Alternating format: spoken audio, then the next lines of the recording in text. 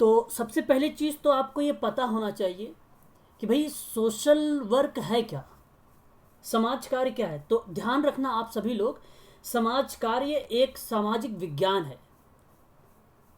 और उन सामाजिक विज्ञान में ये बात पहले भी कही जा रही थी कि कल्याणकारी क्रियाओं का अध्ययन करने के बारे में, और साथ ही साथ ये भी बात हो रहा था कि उसका जो उद्देश्य होगा मानवतावादी दर्शन पर आधारित होगा, वैज्ञानिक ज्ञान पर आधारित होगा, प्रविधि निपुणताओं पर आधारित होगा, और व्यक्तियों और समूह और समुदाय के माध्यम से वो कार्य करेगा। तो एक सुखमय जीवन व्यतीत करने की बात हो या एक संपूर्ण जीवन व्यतीत करने की बात हो, ऐसी क्रियाविधि में समाज कार्य किया जाता है। तो आप लोगों से पूछेगा समाज कार्य का अर्थ, जब समाज कार्य का अर्थ वगैरह पूछे तो आप तुरंत बता देना कि भाई मानवतावाद पे आधारित है, प्रविधि निपुणताओं पर आधारित है, वैज्ञानिक ज्ञान पर आधारित है। ठीक है, तो इस तरीके से आपको कर लेना है यहाँ पर समाज कार्य के बारे में। ठीक है, तो ये है सोशल वर्क। अब सोशल वर्क देखिए क्या है, जैसा कि आप सभी लोग जानते हैं, मैंने कई बार आप लोगों को बता भी चुका हूँ कि समाज कार्य और समाज सेवा एक शैक्षिक और व्यावसायिक विधा है। जाहिर सी बात है, आपको पता भी होना चाहिए कि जो सोशल वर्क है वो कैसा क्रियाविधि है, एक प्रोफेशनल वर्क है, व्यावसायिक क्रियाविधि है। और हमें यहाँ पर सामुदायिक संगठन हो या समूह कार्य हो या व्यक्तिगत कार्य हो, इनके माध्यम से हम उस व्यक्ति को समाज के मुख्य धारा से जोड़ने का प्रयास करते हैं। तो आप लोग ध्यान रखिएगा, समाज कार्य वैज्ञानिक ढंग से किया जाता है, मानवता पर आधारित होता है, प्रविधि निपुणताओं पर आधारित होता है, कौशल पर आधारित होता है, विधियों पर आधारित होता है, और इसी के माध्यम से व्यक्ति, समूह और समुदाय को क्या किया जाता है, समाज की मुख्य धारा से जोड़ा जाता है। बस इतनी बात आप ध्यान रखिएगा। समाज कार्य एक सकारात्मक शब्द है, आप ध्यान रखना आप सभी लोग, सकारात्मक। देखो, समाज कार्य का अर्थ ही होता है सकारात्मक, या आप उसे ये भी कह सकते हो सक्रिय हस्तक्षेप के माध्यम से लोगों को सामाजिक माहौल के बीच में अंतःक्रिया को लेकर या उस व्यक्ति की क्षमताओं को बेहतर बनाने को लेकर, उसकी ज़िंदगी को या उसकी लाइफ को, उसकी ज़रूरतों को पूरा करने के लेकर, उसकी तकलीफ, उसकी समस्याओं को कम करने को लेकर, इन सभी चीज़ों पर कार्य करता है समाज कार्य। समाज कार्य का यही अर्थ होता है, सोशल वर्क का यही अर्थ है। इतनी बात तो समझ में आ गई होगी आप लोगों को, बता दीजिए। अब यहाँ से एक पॉइंट नोट कर लीजिए आप लोग, ठीक है, ये पीडीएफ आप लोग अभी मैं प्रोवाइड कर दूंगा। एक पॉइंट लिख लीजिए आप लोग, लेन क्लार्क का नाम, थोड़ा सा कुछ चीज़ें आप लोगों को एक्स्ट्रा भी दूंगा। तो लेन क्लार्क की नाम अगर जब कभी पूछे आप लोगों से, तो लेन क्लार्क की एक पुस्तक थी, उस पुस्तक का नाम था principle and practice, principle and practice social work. इस किताब में लेन क्लार्क ने 3 भागों में डिवाइड कर दिया था समाज कार्य को। एक को बोला था प्राचीन काल, आप भली भांति तरीके से जानते हैं, दूसरे को बोला था मध्यकाल, आप अच्छे तरीके से जानते हैं, तीसरे को बोला था आधुनिक काल। ठीक है, प्राचीन काल में पहले के समय में निर्बल निर्धन अपाहिज को लोगों को मदद की जाती थी, मध्य काल में मानवतावाद आ गया था, और आधुनिक काल में इन दोनों को प्लस कर दिया गया। बस सिंपल सी बात है, उसकी किताब का नाम याद रखिए। बाकी आप जब से प्रश्न आएगा तो आप इनको अगर याद है तो आप इजीली एलिमेंट भी कर सकते हैं ऑप्शनों को, और उसको इजीली कर भी लेंगे। ठीक है भाई, चलिए समाज कार्य के प्रकार देखिए। विधियाँ तो अगर मैं बात करूं आपसे, वो 6 हैं सोशल वर्क की, लेकिन समाज कार्य के प्रकार जो हैं वो 3 हैं। एक है आपका केस वर्क है, और एक है आपका ग्रुप वर्क, और एक है आपका कम्युनिटी वर्क। ये आपका जो सोशल वर्क के टाइप बता रहा हूँ मैं, ये 3 ही होते हैं। कोई ये ना समझे कि 6 होते हैं। 6 में जैसे देखिए, सोशल वर्क सोशल वर्क में case work, group work, community work, इन तीनों को बोला जाता है प्राथमिक प्रणाली। ये प्रणालियाँ हैं, ये एक प्रकार की विधियाँ हैं, ये प्राथमिक प्रणाली है। और उसके बाद 3 और आती हैं, और वो 3 है social action, social research, social welfare administration, जिसको आप कहते हो सामाजिक क्रिया, सामाजिक शोध, समाज कल्याण प्रशासन, ये बोलते हो। ये जानते हैं? जरा मुझे बताइए, कोई लोग मुझे जरा बताइए क्या नाम है इनका। जरा कोई मुझे बताइए किसने ये प्रणालियों के बारे में जिक्र किया है, कोई बताइए मुझे कि सामाजिक क्रिया और सोशल रिसर्च और सोशल वेलफेयर एडमिनिस्ट्रेशन। उस विद्वान का नाम बताइए जिसने 6 भागों में डिवाइड कर दिया, और इसने कहा एक प्राथमिक प्रणाली होगा और एक द्वितीयक प्रणाली होगा। किसने बोला ये, बता सकता है? हाँ, वाल्टर एंड्रियाज फ्रिडलैंडर एक ऐसे विद्वान हैं जिन्होंने सोशल वर्क को 2 प्रणालियों में डिवाइड कर दिया।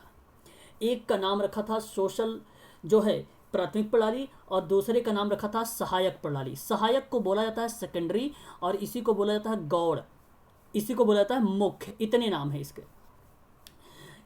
हम पहले बात करेंगे प्राथमिक प्रणाली के बारे में। प्राथमिक प्रणाली आप जानते हैं, यहाँ पर एक व्यक्ति होता है, यानी केस करते हो। व्यक्तिगत समाज कार्य का क्या मतलब होता है भाई? केस वर्क होता है। और केस वर्क का यहाँ पे जो अर्थ निकलता है वो यह अर्थ निकलता है किसी एक व्यक्ति की समस्या का समाधान करना, तो वो केस वर्क हो जाएगा। ठीक है, पर्टिकुलर किसी व्यक्ति की समस्या का समाधान कर रहे हैं। और अगर ग्रुप वर्क की बात हो तो जैसे मैंने कहा, किसी एरिया में जाते हैं, किसी क्षेत्र में या कम्युनिटी में जाते हैं, तो आप कम्युनिटी को ना समझिए कम्युनिटी वर्क है ये। आपने उस कम्युनिटी में गए और उसमें देखा कि भाई शैशवावस्था, बाल्यावस्था, वृद्धावस्था, किशोरावस्था, इस तरीके की अवस्था देखा। और इन किशोरावस्था में आपने कॉमन समस्या ली कि भाई ऐसे जो व्यक्ति हैं बेसिकली पूर्व अपराध की तरफ जा रहे हैं, या आप कह सकते हो कि ये मादक द्रव्य की तरफ जा रहे हैं, व्यसन की तरफ जा रहे हैं, आप ऐसे भी कह सकते हो। ये किशोर, तो इन किशोर में जितने लोग होंगे उन सभी लोगों को क्या करेंगे आप, इनको समाज की मुख्य धारा से जोड़ने के लिए आप ग्रुप बनाएंगे। आप क्या बनाएंगे? ग्रुप बनाएंगे, और इस ग्रुप के माध्यम से उनकी समस्या का समाधान करेंगे। ये होता है ग्रुप वर्क, ये होता है ग्रुप वर्क। तो कॉमन ये लगा आपको कि 12 से लेकर 18 वर्ष की आयु के जितने व्यक्ति हैं उन सभी व्यक्तियों को आपने ले लिया, और उन सभी लोगों को व्यसन के संबंध में आपने समस्या का समाधान करने के लिए जो लक्ष्य बनाया है उस पर कार्य करना प्रारंभ कर दिया। ये हो जाता है आपका ग्रुप, ये होता है ग्रुप सोशल वर्क। ठीक है भाई। और ये वाल्टर एंड्रियास फ्रीडलैंडर ने खुद कहा है कि समाज कार्य जो है एक प्रकार की कला और विधि दोनों है। ठीक है, ये बात आगे बात करता हूँ। तो यहाँ पर देखिए कम्युनिटी वर्क, एक होता है कम्युनिटी। अच्छा, कम्युनिटी का मतलब ये हो गया, आप समझते होंगे अच्छे तरीके से। तो एक ऐसा समुदाय होता है, जैसे मलिन बस्तियों का समुदाय होता है, ठीक है, और भी कई समुदाय होते हैं। उन समुदाय में गए और उन समुदाय वालों की एक पर्टिकुलर समस्या देखा। अब उनकी समस्या ये थी कि उनके यहाँ पानी का निकासी नहीं था, है ना, उनके यहाँ पानी की निकासी नहीं था। या आप ये भी सोच सकते हो कि भाई पानी का जमावड़ा भी हो रहा था उस कम्युनिटी में ज़्यादा से ज़्यादा। तो आपने क्या किया, ऐसी कंडीशन पर सोशल वर्कर होने के नाते आपने कम्युनिटी वर्क कर दिया। तो पूरे कम्युनिटी का आपने ध्यान रख रहे हैं, आप पूरी कम्युनिटी के बारे में आप ध्यान रख रहे हैं, तो यह क्रियाविधि आपकी हो जाती है कम्युनिटी वर्क या कम्युनिटी ऑर्गेनाइजेशन। ठीक है, तो ये चीज़ें थी। एक संगठन करता है, इसमें करता है, और समूह में सामूहिक कार्यकर्ता करता है, और केस वर्क में व्यक्तिगत कार्य करता है काम। ठीक है, तो आप इसे भी थोड़ा सा ध्यान रखिएगा। ठीक है, क्लियर हो गया होगा यहाँ तक तो प्राथमिक प्रणाली। आगे बात करते हैं। अब देखिए समाज कार्य के क्षेत्र के बारे में थोड़ा सा इस पे फोकस करिएगा आप लोग, समाज कार्य के क्षेत्रों के बारे में। समाज कार्य का क्षेत्र है क्या? देखिए समाज कार्य का क्षेत्र के बारे में बात अगर मैं करूं तो आप काम करेंगे बाल कल्याण के संबंध में, जैसा कि आप लोग जानते भी होंगे बाल कल्याण के संबंध में समाज कार्य के क्षेत्रों में। ठीक है, आप काम करेंगे महिलाओं के कल्याण के संबंध में, आप काम करेंगे विद्यालय समाज कार्य में, आप युवा कल्याण के संबंध में काम करेंगे, वृद्धों के कल्याण में काम करेंगे, श्रम संगठन में काम करेंगे, और आप बाधितों के कल्याण, अच्छा बाधित का मतलब होता है डिसेबिलिटी के क्षेत्र में काम करेंगे। और आप सभी लोग जानते हैं RPWD एक्ट ने कुल कितने आर्टिकल्स बना दिए, कुल कितने डिसेबिलिटी बना दी है, बता दीजिए मुझे। 21 टाइप की डिसेबिलिटी बना दी है। हाँ, अब यही जो 21 टाइप की डिसेबिलिटी RPWD एक्ट ने बनाया है, ये सभी डिसेबिलिटी ये बाधित कल्याण में आ जाएगा आपका। ठीक है, बाधित कल्याण में आपका ये आ जाएगा। अनुसूचित जातियों और अनुसूचित जनजातियों और पिछड़े वर्गों के कल्याण की बात होती है, तो ये भी आपका इसमें इन्वॉल्व हो जाएगा। अच्छा, कौन बताएगा अनुसूचित जाति अनुसूचित जनजाति का अधिनियम कौन सा है, अधिनियम कब आया था, ये आर्टिकल कौन बताएगा मुझे? 1989। वेरी गुड, शाबाश। हाँ, ये आपका करेक्ट जवाब हो जाएगा, 1989 आपका करेक्ट जवाब हो जाएगा, बहुत बढ़िया। तो ये आपको ध्यान रखना है। अगर हम बात करें चिकित्सकीय, और एक बार म्यूट हो जाइए, आप म्यूट हो जाइए, म्यूट हो जाइए। चलिए, तो आपको बता दूं मैं एक बार कि चिकित्सकीय और मनोचिकित्सकीय उपचार के बारे में भी बात करता है। समाज कल्याण के अगर क्षेत्रों की बात करें। और साथ ही साथ अगर मैं आप लोगों से बात करूं तो इसमें एक और चीज़ आती है, वो आपके साथ ही साथ ग्राम विकास की भी बात होती है। किसकी बात होती है? ग्राम विकास की भी बात होती है। ठीक है, तो ग्राम विकास हो, सामाजिक रक्षा हो, आपराधिक सुधार हो और सामाजिक सुधार हो। और साथ ही साथ देखिए आप लोग कितने सारे आपको क्षेत्र मिल रहे हैं। सामाजिक नीति नियोजन हो, आधुनिकीकरण हो और कानूनी सहायता हो, पर्यावरण संतुलन हो और मानव अधिकारों का संरक्षण हो, सामाजिक न्याय रूप से उल्लेखनीय है। तो यहाँ पर मैं आपको बता ये रहा था आप सभी लोगों से कि ये जितने भी मैंने अभी आपको बताए हैं, ये जितने भी मैंने आप लोगों को अभी ये क्षेत्र बताए, ये क्षेत्र से ये प्रश्न आप लोगों से पूछेगा यूजीसी, कहेगा कि निम्नलिखित में से बताइए जरा मुझे कि समाज कार्य का कौन सा यहाँ पे क्षेत्र नहीं है। तो आपको पता होना चाहिए कि एक तो बाल कल्याण में काम करेगा, किशोरों के साथ काम करेगा, युवाओं के साथ काम करेगा, वृद्धों के साथ काम करेगा, श्रम कल्याण की बात करेगा, डिसेबिलिटी के क्षेत्र में काम करेगा, अनुसूचित जाति और अनुसूचित जनजाति के क्षेत्र में काम करेगा। ये समाज कार्य क्या करता है? इन्हीं के क्षेत्रों में काम करता है और लोगों को समाज की मुख्य धारा से जोड़ता है, उनको सहायता प्रोवाइड करता है। ये काम करता है सोशल वर्कर। तो आपको ये पता हो गया होगा और आप लोग जानते भी हैं भली भांति तरीके से। ठीक है भाई, चलिए आगे हम बात कर लेते हैं। और नेक्स्ट पॉइंट ये आपको मैं रिकॉल करवा रहा हूँ, बाकी मैंने आप लोगों से अच्छे से सारी चीज़ें बता चुका हूँ, है ना। पहले भी मैंने आप लोगों को इंडिविजुअल कर करके पीडीएफ भी प्रोवाइड कर चुका हूँ और बता भी चुका हूँ, है ना। चलिए आगे हम बात कर लेते हैं। अब नेक्स्ट पॉइंट हमारा आ जाता है समाज कार्य का सिद्धांत, प्रिंसिपल ऑफ सोशल वर्क। यहाँ आप ध्यान रखना कि सोशल वर्क में थोड़ा सा आप लोग इंग्लिश में चले जाना। सोशल वर्क की जब कभी आप लोगों से सिद्धांत पूछेगा तो आप उसकी इंग्लिश में चले जाना। ठीक है, अब आपको एक चीज़ बता दूं कॉमन, जैसे केस वर्क हो या ग्रुप वर्क हो या कम्युनिटी वर्क हो, ये कॉमन समस्याएं जो मैं आपको बताने जा रहा हूँ ये हर जगह यूज होती है। ठीक है, पर्टिकुलर अगर केस वर्क की बात किया जाए तो केस वर्क में जो सिद्धांत दिया गया है आप भलीभांति तरीके से जानते भी हैं, उसका नाम है क्या नाम था उसका, ट्रेकर, पूरा क्या नाम है, एचबी ट्रेकर। एचबी ट्रेकर ने ये सिद्धांत दिए हैं, आपको भलीभांति तरीके से मैंने पढ़ाया भी है, बताया भी है। कुल टोटल 10 सिद्धांत हैं। ठीक है, सॉरी एचबी ट्रेकर आता है ग्रुप में, एचबी ट्रेकर ग्रुप में आता है। जो केस वर्क है वो आपका आता है बीस्टिक, बोलते भी नहीं हो यार आप लोग, बीस्टिक नाम आता है उसका। क्या नाम आता है? बीस्टिक आता है। बीस्टिक ने 1957 में कुल टोटल इसने 7 सिद्धांत दिए थे। ठीक है, ये केस वर्क में आता है। और अगर आपसे कम्युनिटी वर्क में अगर आपसे प्रिंसिपल पूछता है तो बेसिकली यहाँ पे जो नाम आता है वो रोथमैन का नाम आता है प्रिंसिपल में, और डनहम का नाम आता है। तो डनहम ने कुल कितने सिद्धांत दिए हैं, कौन बताएगा? कम्युनिटी वर्क में डनहम कुल कितने सिद्धांत दिए हैं? ये प्रश्न पूछा भी गया है यूजीसी में एक बार। 28 सिद्धांत है। हाँ, तो इन सभी सिद्धांतों को आप लोगों को ध्यान रखना है और यही तो एग्जाम में प्रश्न बनाते हैं सारे के सारे।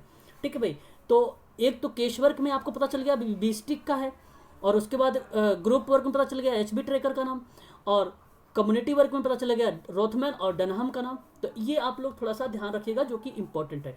कॉमन प्रिंसिपल के बारे में बात कर रहा हूँ। ठीक है, अभी मैं इंग्लिश भी दिखाऊंगा आप लोगों को, उसको भी आप लोग थोड़ा सीन कर लेना। देखिए इसका मतलब क्या होता है कि कम्युनिकेशन मतलब एक प्रकार से सेवार्थी और कार्यकर्ता के बीच में जो सामंजस्य बनाना है, विचार विमर्श की जो प्रक्रिया संचालित करना है, उसके लिए एक सकारात्मक क्या होना चाहिए, संचार होनी चाहिए। एक सकारात्मक संचार होना चाहिए। कहने का मतलब ये है कि जो सेवार्थी बात करे या जो डेटा आपको प्रोवाइड करे, उस डेटा को आप तक सही तरीके से पहुँचे और आप उसे समझ सके। तो यह एक प्रकार का कम्युनिकेशन के अंतर्गत आएगा। या तो आप जो कार्यकर्ता हैं, आप सोशल वर्कर हैं, तो आप जो सेवार्थी को बता रहे हैं वह बात सेवार्थी को समझ में आना चाहिए। ठीक है, अब मान लीजिए किसी मलिन बस्ती में चले गए, ठीक है, और वहाँ पर इंग्लिश का बच्चा नहीं है, तो आप इंग्लिश में उससे बात नहीं करेंगे, उससे हिंदी में ही बोलेंगे, क्योंकि वह हिंदी जानता है। मतलब जो भाषा वो जानता है उसी भाषा में आप उसका प्रयोग करेंगे। ठीक है, तो ये कम्युनिकेशन का एक प्रकार का प्रिंसिपल हो जाता है। ठीक है, आगे हम बात करते हैं। अच्छा, कम्युनिकेशन लिखित भी हो सकता है और अलिखित भी हो सकता है, ऐसी बात नहीं है कि केवल मौखिक ही हो। ठीक है, लिखित भी हो सकता है कम्युनिकेशन, है ना। तो ये भी बात आपको ध्यान रखना है। नेक्स्ट बात करते हैं व्यक्तिकरण के सिद्धांत में। देखो, मैं अगर आप लोगों से केशवर की जब बात करूंगा तो उसमें व्यक्तिकरण के सिद्धांत में बताऊंगा कि वर्जीनिया रॉबिन्स ने क्या बात बोली थी, परंतु यहाँ पर आप लोगों को वर्जीनिया रॉबिन्स के बारे में कुछ नहीं सोचना है। ये जो सिद्धांत हैं ये केशवर सोशल वर्क के सिद्धांत है, समाज कार्य के सिद्धांत है। तो समाज कार्य का सिद्धांत ये भी कहता है कि व्यक्तिकरण का सिद्धांत भी होना चाहिए, और होता भी है। और व्यक्तिकरण का मतलब होता है यूनिक, यूनिक का मतलब होता है अद्वितीय। यूनिक का मतलब क्या होता है? अद्वितीय। हर एक व्यक्ति, आप सभी लोग जानते हैं, भली भांति तरीके से जानते हैं, हर एक व्यक्ति एक दूसरे से भिन्न है, अलग है, तो इसलिए उसकी सहायता भी अलग तरीके से होगी। उस पर समाज कार्य की प्रविधियां और सहायक प्रणालियां भी अलग तरीके से लगेंगी, उसके साथ कम्युनिकेशन भी अलग तरीके से किया जाएगा। तो हर एक व्यक्ति यूनिक है, आप भली भांति तरीके से जानते हैं, इसलिए व्यक्तिकरण का सिद्धांत समाज कार्य के सिद्धांत में बहुत इंपॉर्टेंट है। क्लियर हो गया ये भी बात? अच्छा, मुझे सिर्फ आप लोगों का आज यूनिट फर्स्ट जो है कंप्लीट करना है, इसलिए मैं पूरा पीडीएफ को पढ़ नहीं रहा हूँ, अपने शब्दों में बता रहा हूँ, तो आप लोग समझ भी रहे होंगे। आई थिंक नहीं समझ में भी आ रहा है तो आप लोग मुझसे पूछ भी सकते हैं, है ना? ठीक है, चलो फिर तो ठीक है। अगर समझ में आ रहा है तो व्यक्तिकरण का मतलब आप समझिए। अब एग्जाम में आपसे पूछेगा ये प्रश्न, कहेगा निम्नलिखित में से कौन सा व्यक्तिकरण समाज कार्य का सिद्धांत नहीं है। तो समाज कार्य का सिद्धांत में सारे सिद्धांत दे देगा, एक सिद्धांत ले देगा विशिष्ट सिद्धांत। बेसिकली ये बराबर हमेशा यूजीसी पूछता है विशिष्ट सिद्धांत देकर। तो विशिष्ट सिद्धांत आपका जो होता है वो होता है समूह कार्य का, ना कि समाज कार्य का, और ना ही आपका केश वर्ग का, ना ही आपका कम्युनिटी वर्ग का। एचबी ट्रेकर ने बोला है विशिष्ट उद्देश्यों का सिद्धांत, है ना? तो इसलिए यह आप एलिमेंट कर देंगे वहां पर, इसको गांठ देंगे। ठीक है, यह आप ध्यान रखेंगे खासकर।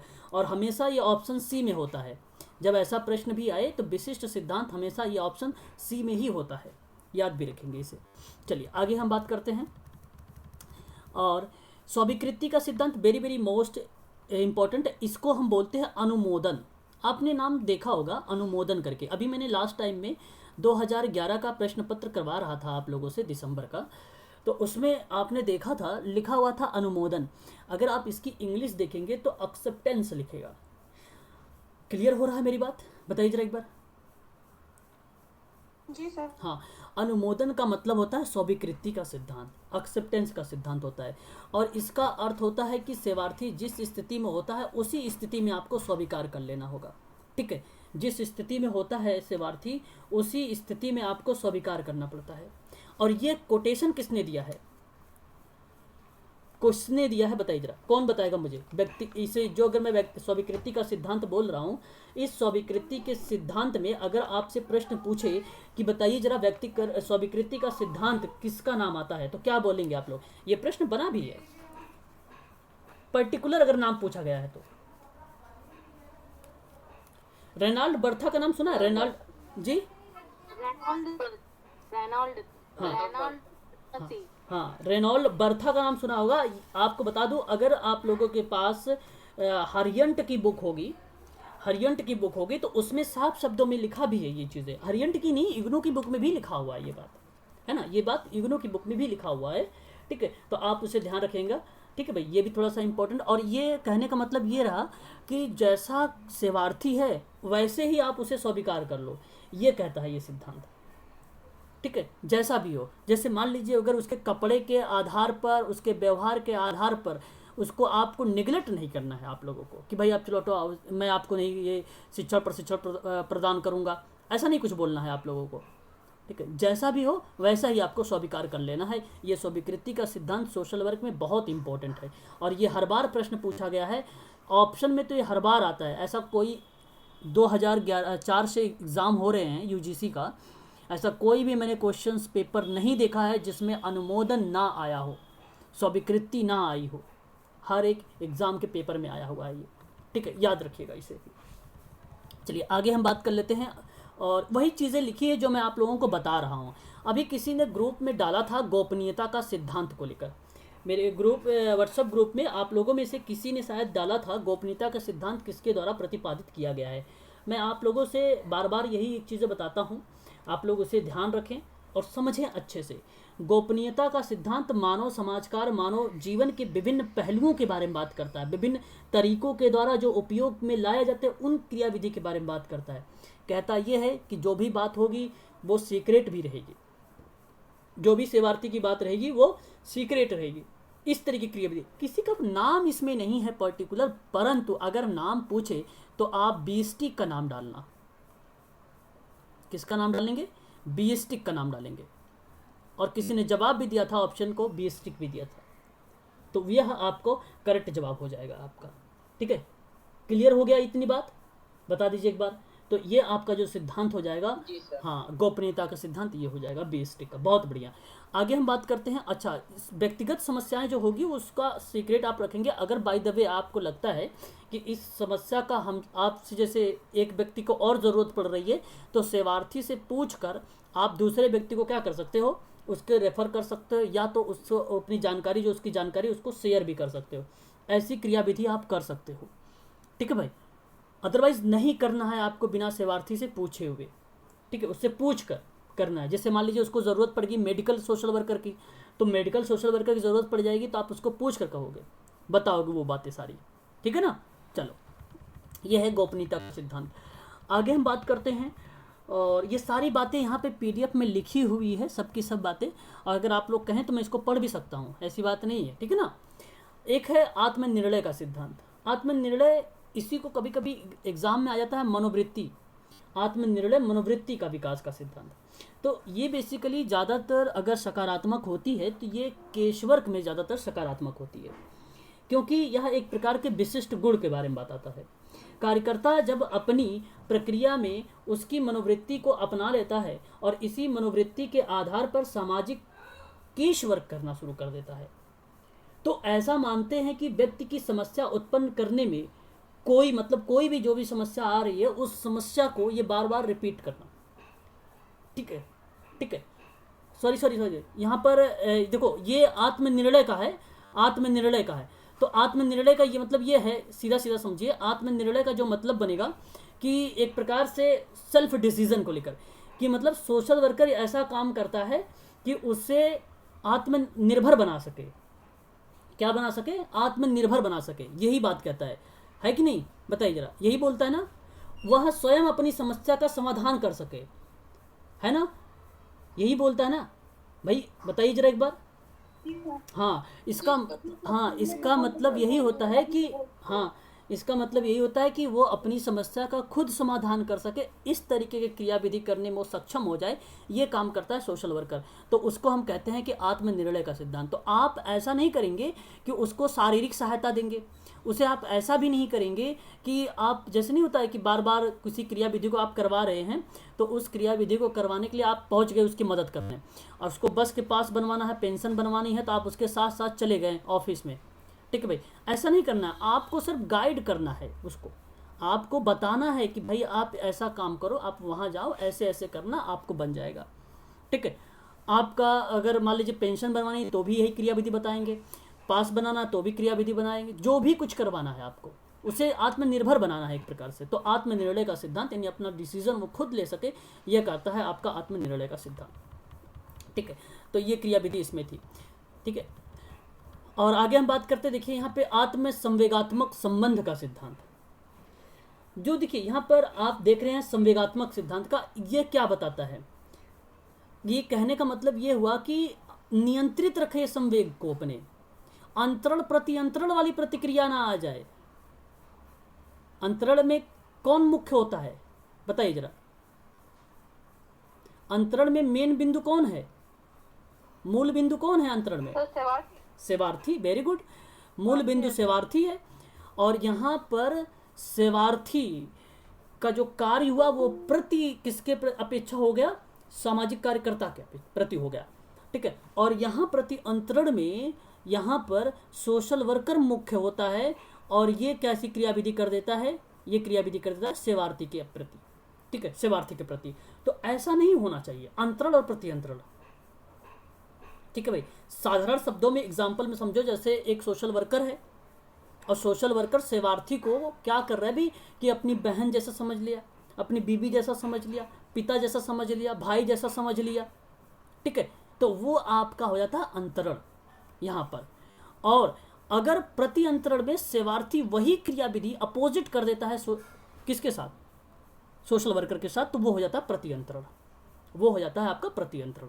तो आप इसको खास कर ध्यान रखिएगा कि नियंत्रण संवेगात्मक संबंध का सिद्धांत ये कहलाता है आप लोगों के लिए। ठीक है, ये भी एग्जाम में प्रश्न आता है, पूछा जाता है इसका मतलब। ठीक है, अंतराल वगैरह से मैचअप में लेकर पूछा जाता है। एमपीपीएससी के एग्जाम में तो कई बार आया हुआ है, सॉरी यूपीपीएससी एग्जाम में, एमपीपीएससी नहीं जो है यूपीपीएससी में पूछा गया है ये प्रश्न। आगे हम बात करते हैं अनिर्णयात्मक मनोवृत्ति का सिद्धांत। जरा मुझे बताइए अनिर्णायक मनोवृत्ति का सिद्धांत क्या होता है? इसमें ये क्रिया विधि आती है। इसमें जानते हैं कौन सी क्रिया विधि आती है? प्रत्येक व्यक्ति को उस कार्य के लिए, जैसे अगर मैं आपसे बात बताऊं कि स्वयं दोषी या उसके लिए अपराध पूर्ण कार्य, ठीक है, इस तरीके की मनोवृत्ति, मतलब एक प्रकार का एटीट्यूड, एक प्रकार से एटीट्यूड को समझिए आप लोग। तो जहां पर व्यक्तिगत सेवा कार्य में अगर मैं बात करूं, उसको संबंध को रिलेट कराऊं, तो वह एक प्रकार का आपका स्पेसिफिक गुण पाया जाता है, क्वालिटी पाया जाता है। तो कार्यकर्ता अपनी प्रतिक्रिया में उसकी मनोवृत्ति को अपना लेता है। ऐसा थोड़ी करना है कि उसकी कॉपी करना शुरू कर दो, ये नहीं होना चाहिए ऐसे में तो। और ऐसी क्रिया विधि तो आपको देखकर हो सकता है वो भी कर ले। ठीक है, ये भी चीज आपको ध्यान रखना है। तो यहां पर कहने का मतलब यही हुआ कि अनिर्णायक मनोवृत्ति का जो सिद्धांत हो वो एक प्रकार का सिद्धांत माना जाता है, वो एक प्रकार का सिद्धांत माना जाता है। बताइए जरा एक बार, ये समझ में आया कि नहीं? अनिर्णायक मनोवृत्ति, एटीट्यूड आपको समझ में आया? जी सर। चलो फिर ठीक है, बहुत बढ़िया। आगे हम बात करते हैं एक और सिद्धांत के बारे में। ये सिद्धांत बहुत अच्छा, ये देखो आपका इंग्लिश में आ गया। आप ऐसे सिद्धांतों को इजीली क्या करेंगे, इंग्लिश के माध्यम का जो है चूज करेंगे। Traditional principle of social work का आप देख रहे हैं, मीनिंगफुल रिलेशनशिप हो जाएगा, डिटर्मिनेशन हो जाएगा, सेल्फ डिटर्मिनेशन। ठीक है, इसका बेसिकली इंग्लिश देखने की कोशिश करिएगा। इंडिविजुअलाइजेशन हो जाएगा, आपका व्यक्तिकरण हो जाएगा, एक्सेप्टेंस मतलब अभी मैंने आपको बताया है ना। और यहाँ पर अगर हम बात करें तो कम्युनिकेशन यानी संचार मैंने बता चुका हूँ। देखो फंक्शनल मतलब क्रियात्मक भी होता है, ठीक है, और ट्यूनिंग बिहेवियर भी होता है, और सोशल लर्निंग भी होती है। ठीक है, ये सारे के सारे क्या हैं आपका देख रहे हैं। और एक होता है कॉन्फिडेंटली। तो ये सभी की सभी जो हैं traditional principle of social work के हैं। आप इंग्लिश बेसिकली इसको चूज करिएगा, जैसे ही प्रश्न आएगा तो आप इजीली कर पाएंगे। इसका खासकर आप लोग ध्यान रखिएगा। ट्यूनिंग बिहेवियर वाला कौन सा है, हिंदी में बताना। ट्यूनिंग बिहेवियर, देखो इसका मतलब ये हुआ कि वह एक प्रकार की व्यवहार, मतलब एक ऐसा होना चाहिए जैसे व्यवहार का प्रकटन का सिद्धांत। मैंने आप लोगों को बताया भी था व्यवहार प्रकटन का सिद्धांत के बारे में, कि किस तरीके से उद्देश्यों के भावनाओं से उसके उद्देश्यों पूर्ण को आप प्रकटित करेंगे, या सेवार्थी की जो भावनाएं होगी वो किस तरीके से आपके सामने प्रकट हो रहा बिहेवियर। ठीक है, प्रकट कैसे बिहेवियर हो रहा, उसकी व्यवहार को आपको क्या करना है, देखना है। तो बिहेवियर, ट्यूनिंग बिहेवियर यही होता है कि मतलब उस व्यक्ति की जो व्यवहार है सकारात्मक है कि नकारात्मक है, ऐसे व्यवहार को देखना है। ठीक है, तो ऑब्जर्व करने की क्रिया भी ट्यूनिंग बिहेवियर के अंतर्गत आ जाती है आपकी, है ना। तो ये आपका हो जाएगा ऑप्शन ये भी। ठीक है, तो इतना आप लोग ध्यान रखना है आप सभी को, ये सारे के सारे इंपॉर्टेंट है, इसका आप स्क्रीनशॉट ले लेना। ठीक है, इंपॉर्टेंट भी। अभी मैं पीडीएफ दे भी रहा हूँ, सेंड भी कर रहा हूँ आप लोगों को पीडीएफ, है ना। चलिए आगे हम बात करते हैं। सर जी मुझे पूछना था, थोड़ा सा क्लियर करना था आपसे कि ये जो समाज कार्य के सिद्धांत अभी आप जो बता रहे हैं, और वो केस वर्ग के भी सिद्धांत दिए हैं बुक में, तो ये केस वर्ग के हैं कि समाज कार्य के सिद्धांत? समाज कार्य, देखो मैं बताता हूँ आपको, यहाँ पर कॉमन अगर आपको सिद्धांत लगाने हैं तो केस वर्क में भी वो फॉलो होगा, ग्रुप वर्क में भी फॉलो होगा आपका, और कम्युनिटी वर्क में भी फॉलो होगा। ये तीनों में फॉलो होंगे जो मैंने अभी बताए हैं आप लोगों को। पहली बात तो ये आपको ध्यान रखना, प्लस में ये तो सोशल वर्क तो है ही है उसका सिद्धांत, लेकिन बीस्टिक का सिद्धांत भी आपको ध्यान रखना, वो केस वर्क में आता है, उसका अलग है। आपको एचबी ट्रेकर का सिद्धांत मैंने अभी आप लोगों को बताया भी है इसके बारे में अच्छे तरीके से, ये एचबी ट्रेकर का है, ये अलग है। डनहम के बारे में बताया और रोथमैन के बारे में बताया है, ये अलग हैं। इनके नाम से अगर पूछे जाएंगे तो उनके अलग सिद्धांत बनेंगे पर्टिकुलर। जैसे अभी अगर सिद्धांत आ जाता है, हम लोगों को अभी हमने कल क्वेश्चन कर रहे थे, तो वहां पर एक सिद्धांत का प्रश्न था। सर आपकी वॉइस ब्रेक हो रही है बीच में। अच्छा, सभी के पास मेरी आवाज ब्रेक हो रही है भाई क्या? सभी लोगों अच्छा देखो, अगर मैं आपसे कहूं, अगर अभी हाल ही में कल हमने एक क्वेश्चन कर रहे थे तो वहां पे सिद्धांत पूछा गया था तो उस सिद्धांत पे नाम नहीं दिया किसी का पर्टिकुलर, लेकिन हमें एलिमेंट करना था। तो लेकिन ऑप्शन में था विशिष्ट सिद्धांत, तो हमारे माइंड में ये बात आ गया कि यार हमने तो पढ़ा था वहाँ पर, क्या नाम उसका है, विशिष्ट HB ट्रेकर का नाम में पढ़ा था, तो यहाँ होगा ही नहीं फिर तो ये। तो हमने कॉमन सेंस का प्रयोग कर लिया आपने, और विशिष्ट सिद्धांत को हमने एलिमेंट कर दिया, वहाँ से हटा दिया। तो ऐसे प्रश्न करने पड़ेंगे आपको, ठीक है भाई। तो ये कॉमन थे ये तीनों जगह, हाँ ये तीनों जगह ये सिद्धांत फिर अलग से भी हैं। हाँ, सिद्धांत केस वर्क के अलग हैं भाई, केस वर्क के अलग सिद्धांत है, ग्रुप वर्क के अलग सिद्धांत हैं, कम्युनिटी वर्क के अलग सिद्धांत हैं, सबके अलग अलग प्रिंसिपल्स हैं दिए गए हैं, है ना सबके। ये कॉमन, ये हर जगह यूज होता है, हर जगह आप लगा सकते हैं, कॉमन है। हाँ ठीक है, चलिए आगे हम बात करते हैं। यहाँ पर आप देखो समाज कार्य की कुछ परिभाषाओं के बारे में कभी कभी बेसिकली पूछ ले सकता है, अभी तक पूछा तो नहीं गया है कि समाज कार्य की परिभाषा बताइए किस विद्वान के द्वारा, लेकिन अगर बन जाता है तो क्या करोगे आप ऐसी कंडीशन पर। तो मैं आपको पहले बता देता हूँ, एक ध्यान से सुन लीजिए मेरी बात। एक नाम आता है फ्रिडलैंडर का, वेरी वेरी मोस्ट इंपॉर्टेंट। फ्रिडलैंडर का जो समाज कार्य का सिद्धांत है वो बहुत इंपॉर्टेंट है। कोई बता सकता है कि फ्रिडलैंडर ने अपने साधारण शब्दों में क्या बोला था समाज कार्य के बारे में? कोई भी मुझे बता। हाँ, समाज कार्य एक कला और विज्ञान है, आप भलीभांति तरीके से पता भी चल चुका है तो। और मैंने काफ़ी समय से भी आप लोगों की चीज़ें तो करवा भी रहा हूँ, आप लोग को याद भी हो गया होगा अच्छे तरीके से, ठीक है, बहुत बढ़िया ये। और अगर मैं आपसे कहूँ बीजी खेर का नाम लूँ, तो बीजी खेर में आप तुरंत एक नाम दे देना कि बीजी खेर हैं, ये बीजी खेर साहब हैं। और खेर साहब कहते थे कि गत्यात्मक होना चाहिए भाई, गत्यात्मक का मतलब होता है डायनेमिक कार्य होने चाहिए, कोई ऐसे कार्य होने चाहिए जो डायनेमिक होने चाहिए कार्य। तो ऐसी क्रियाविधि के बारे में बीजी खेर ने बोला था।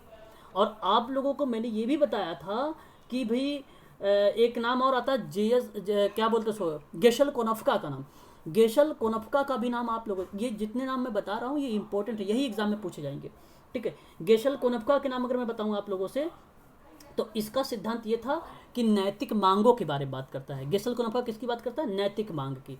अच्छा, अगर मैं आपसे कहूँ कि नैतिकता के सिद्धांत की बात किसने की है, तो फिर क्या बोलोगे? नैतिक सिद्धांतों की बात किसने की, तो फिर बोलना लॉरेंस कोहलबर्ग का नाम।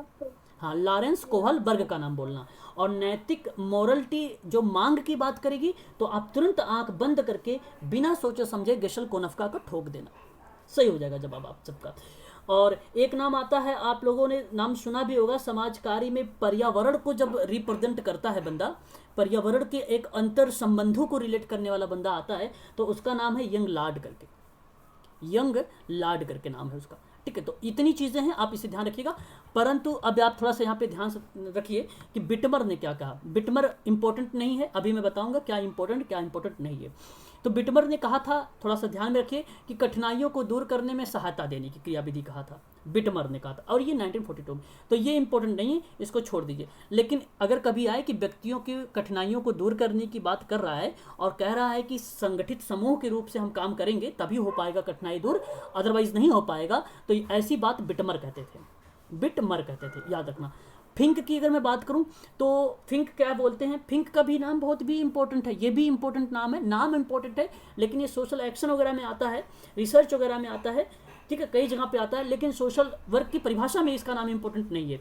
परंतु ध्यान रखिए, इसने कहा कि हम अकेले का मतलब केस वर्क, इसने कहा कि ग्रुप वर्क, और इसने भी जोड़ा, साथ ही साथ जोड़ा भी था कम्युनिटी वर्क के बारे में। कहा कि इनका जो है, हम इनके सामाजिक और मनोवैज्ञानिक बाधाओं को अगर हम दूर कर दें और उन्हें क्या बना दें, समाज में जो है सक्रिय सहभागिता ला दें और समस्याओं की रोक दें, तो यह क्रियाविधि हो जाती है फिंक की। परंतु ये आएगा नहीं, आप याद रखना, case work, group work, community work, ठीक है, इनके बारे में, इनकी समस्याओं को समझने की बात करता है। कहता है मनोवैज्ञानिक बाधाओं को हम रोकेंगे भाई, समाप्त करेंगे, सक्रिय भागीदारी की भूमिका निभाएंगे, सामाजिक गतिविधियों में भूमिका निभाएंगे, संचार की गतिविधियों में भूमिका निभाएंगे, इत्यादि बहुत सारी चीज़ें इसकी कोटेशंस हैं। तो उन सभी क्रियाविधि में हम कार्य करेंगे, तो ये फिंक कहता था।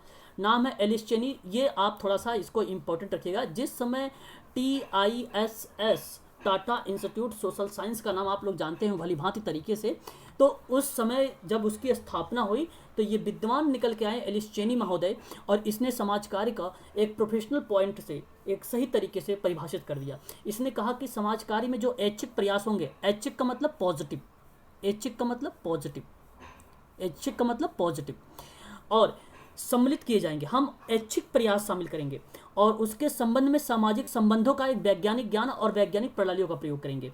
तो एलिस चेनी, चेनी का मतलब आप यही समझ लीजिए एक प्रकार से कि भाई चेनी साहब ये बोलते हैं कि हम कोई भी काम करेंगे तो क्रमबद्ध से करेंगे, और क्रमबद्ध का मतलब होता है विज्ञान।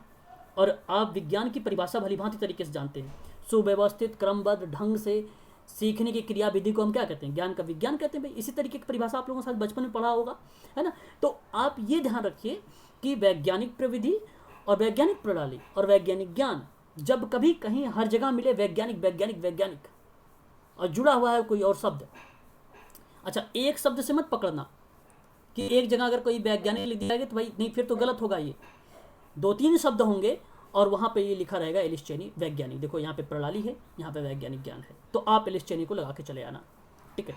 सुनील चंद्र की ये इंपॉर्टेंट नहीं है। अब आप यहाँ पे देख लीजिए फ्रीडलैंडर के बारे में, ठीक है। फ्रीडलैंडर महोदय कहते हैं कि वैज्ञानिक ज्ञान तो जाहिर सी बात है विज्ञान है, मानवीय संबंधों की निपुणताओं पर आधारित व्यावसायिक सेवा है। और व्यावसायिक सेवा भाई कैसा है, एक प्रकार से जब कभी आप case work, group work, community work करोगे तो बताइए काम करने की एक कला होनी चाहिए ना सबके अंदर। तो जब कभी इस तरीके से फ्रीडलैंडर का नाम आए कि एक विज्ञान पर आधारित है प्लस में कह रहा है कि कला के पर आधारित है, तो कला का मतलब रिप्रेजेंट किया है व्यावसायिक सेवा से, और व्यावसायिक सेवा ही क्या है, उसके मानवीय संबंधों की निपुणता है, उसमें निपुण है वो, कौशल में निपुण है वो, ठीक है। इस चीज़ों को रिप्रेजेंट कर देता है आपका फ्रीडलैंडर, कहता है समाज कार्य। तो पढ़ लीजिए एक बार कि समाज कार्य वैज्ञानिक ज्ञान एवं मानवीय संबंधों में निपुणता पर आधारित एक व्यावसायिक सेवा है जो व्यक्तियों के अकेले और समूह में सामाजिक वैयक्तिक संतोष एवं स्वतंत्रता प्राप्त करने में सहायता मिलती है या सहायता करती है। वह आपकी क्या कहलाती है, समाज कार्य कहलाती है।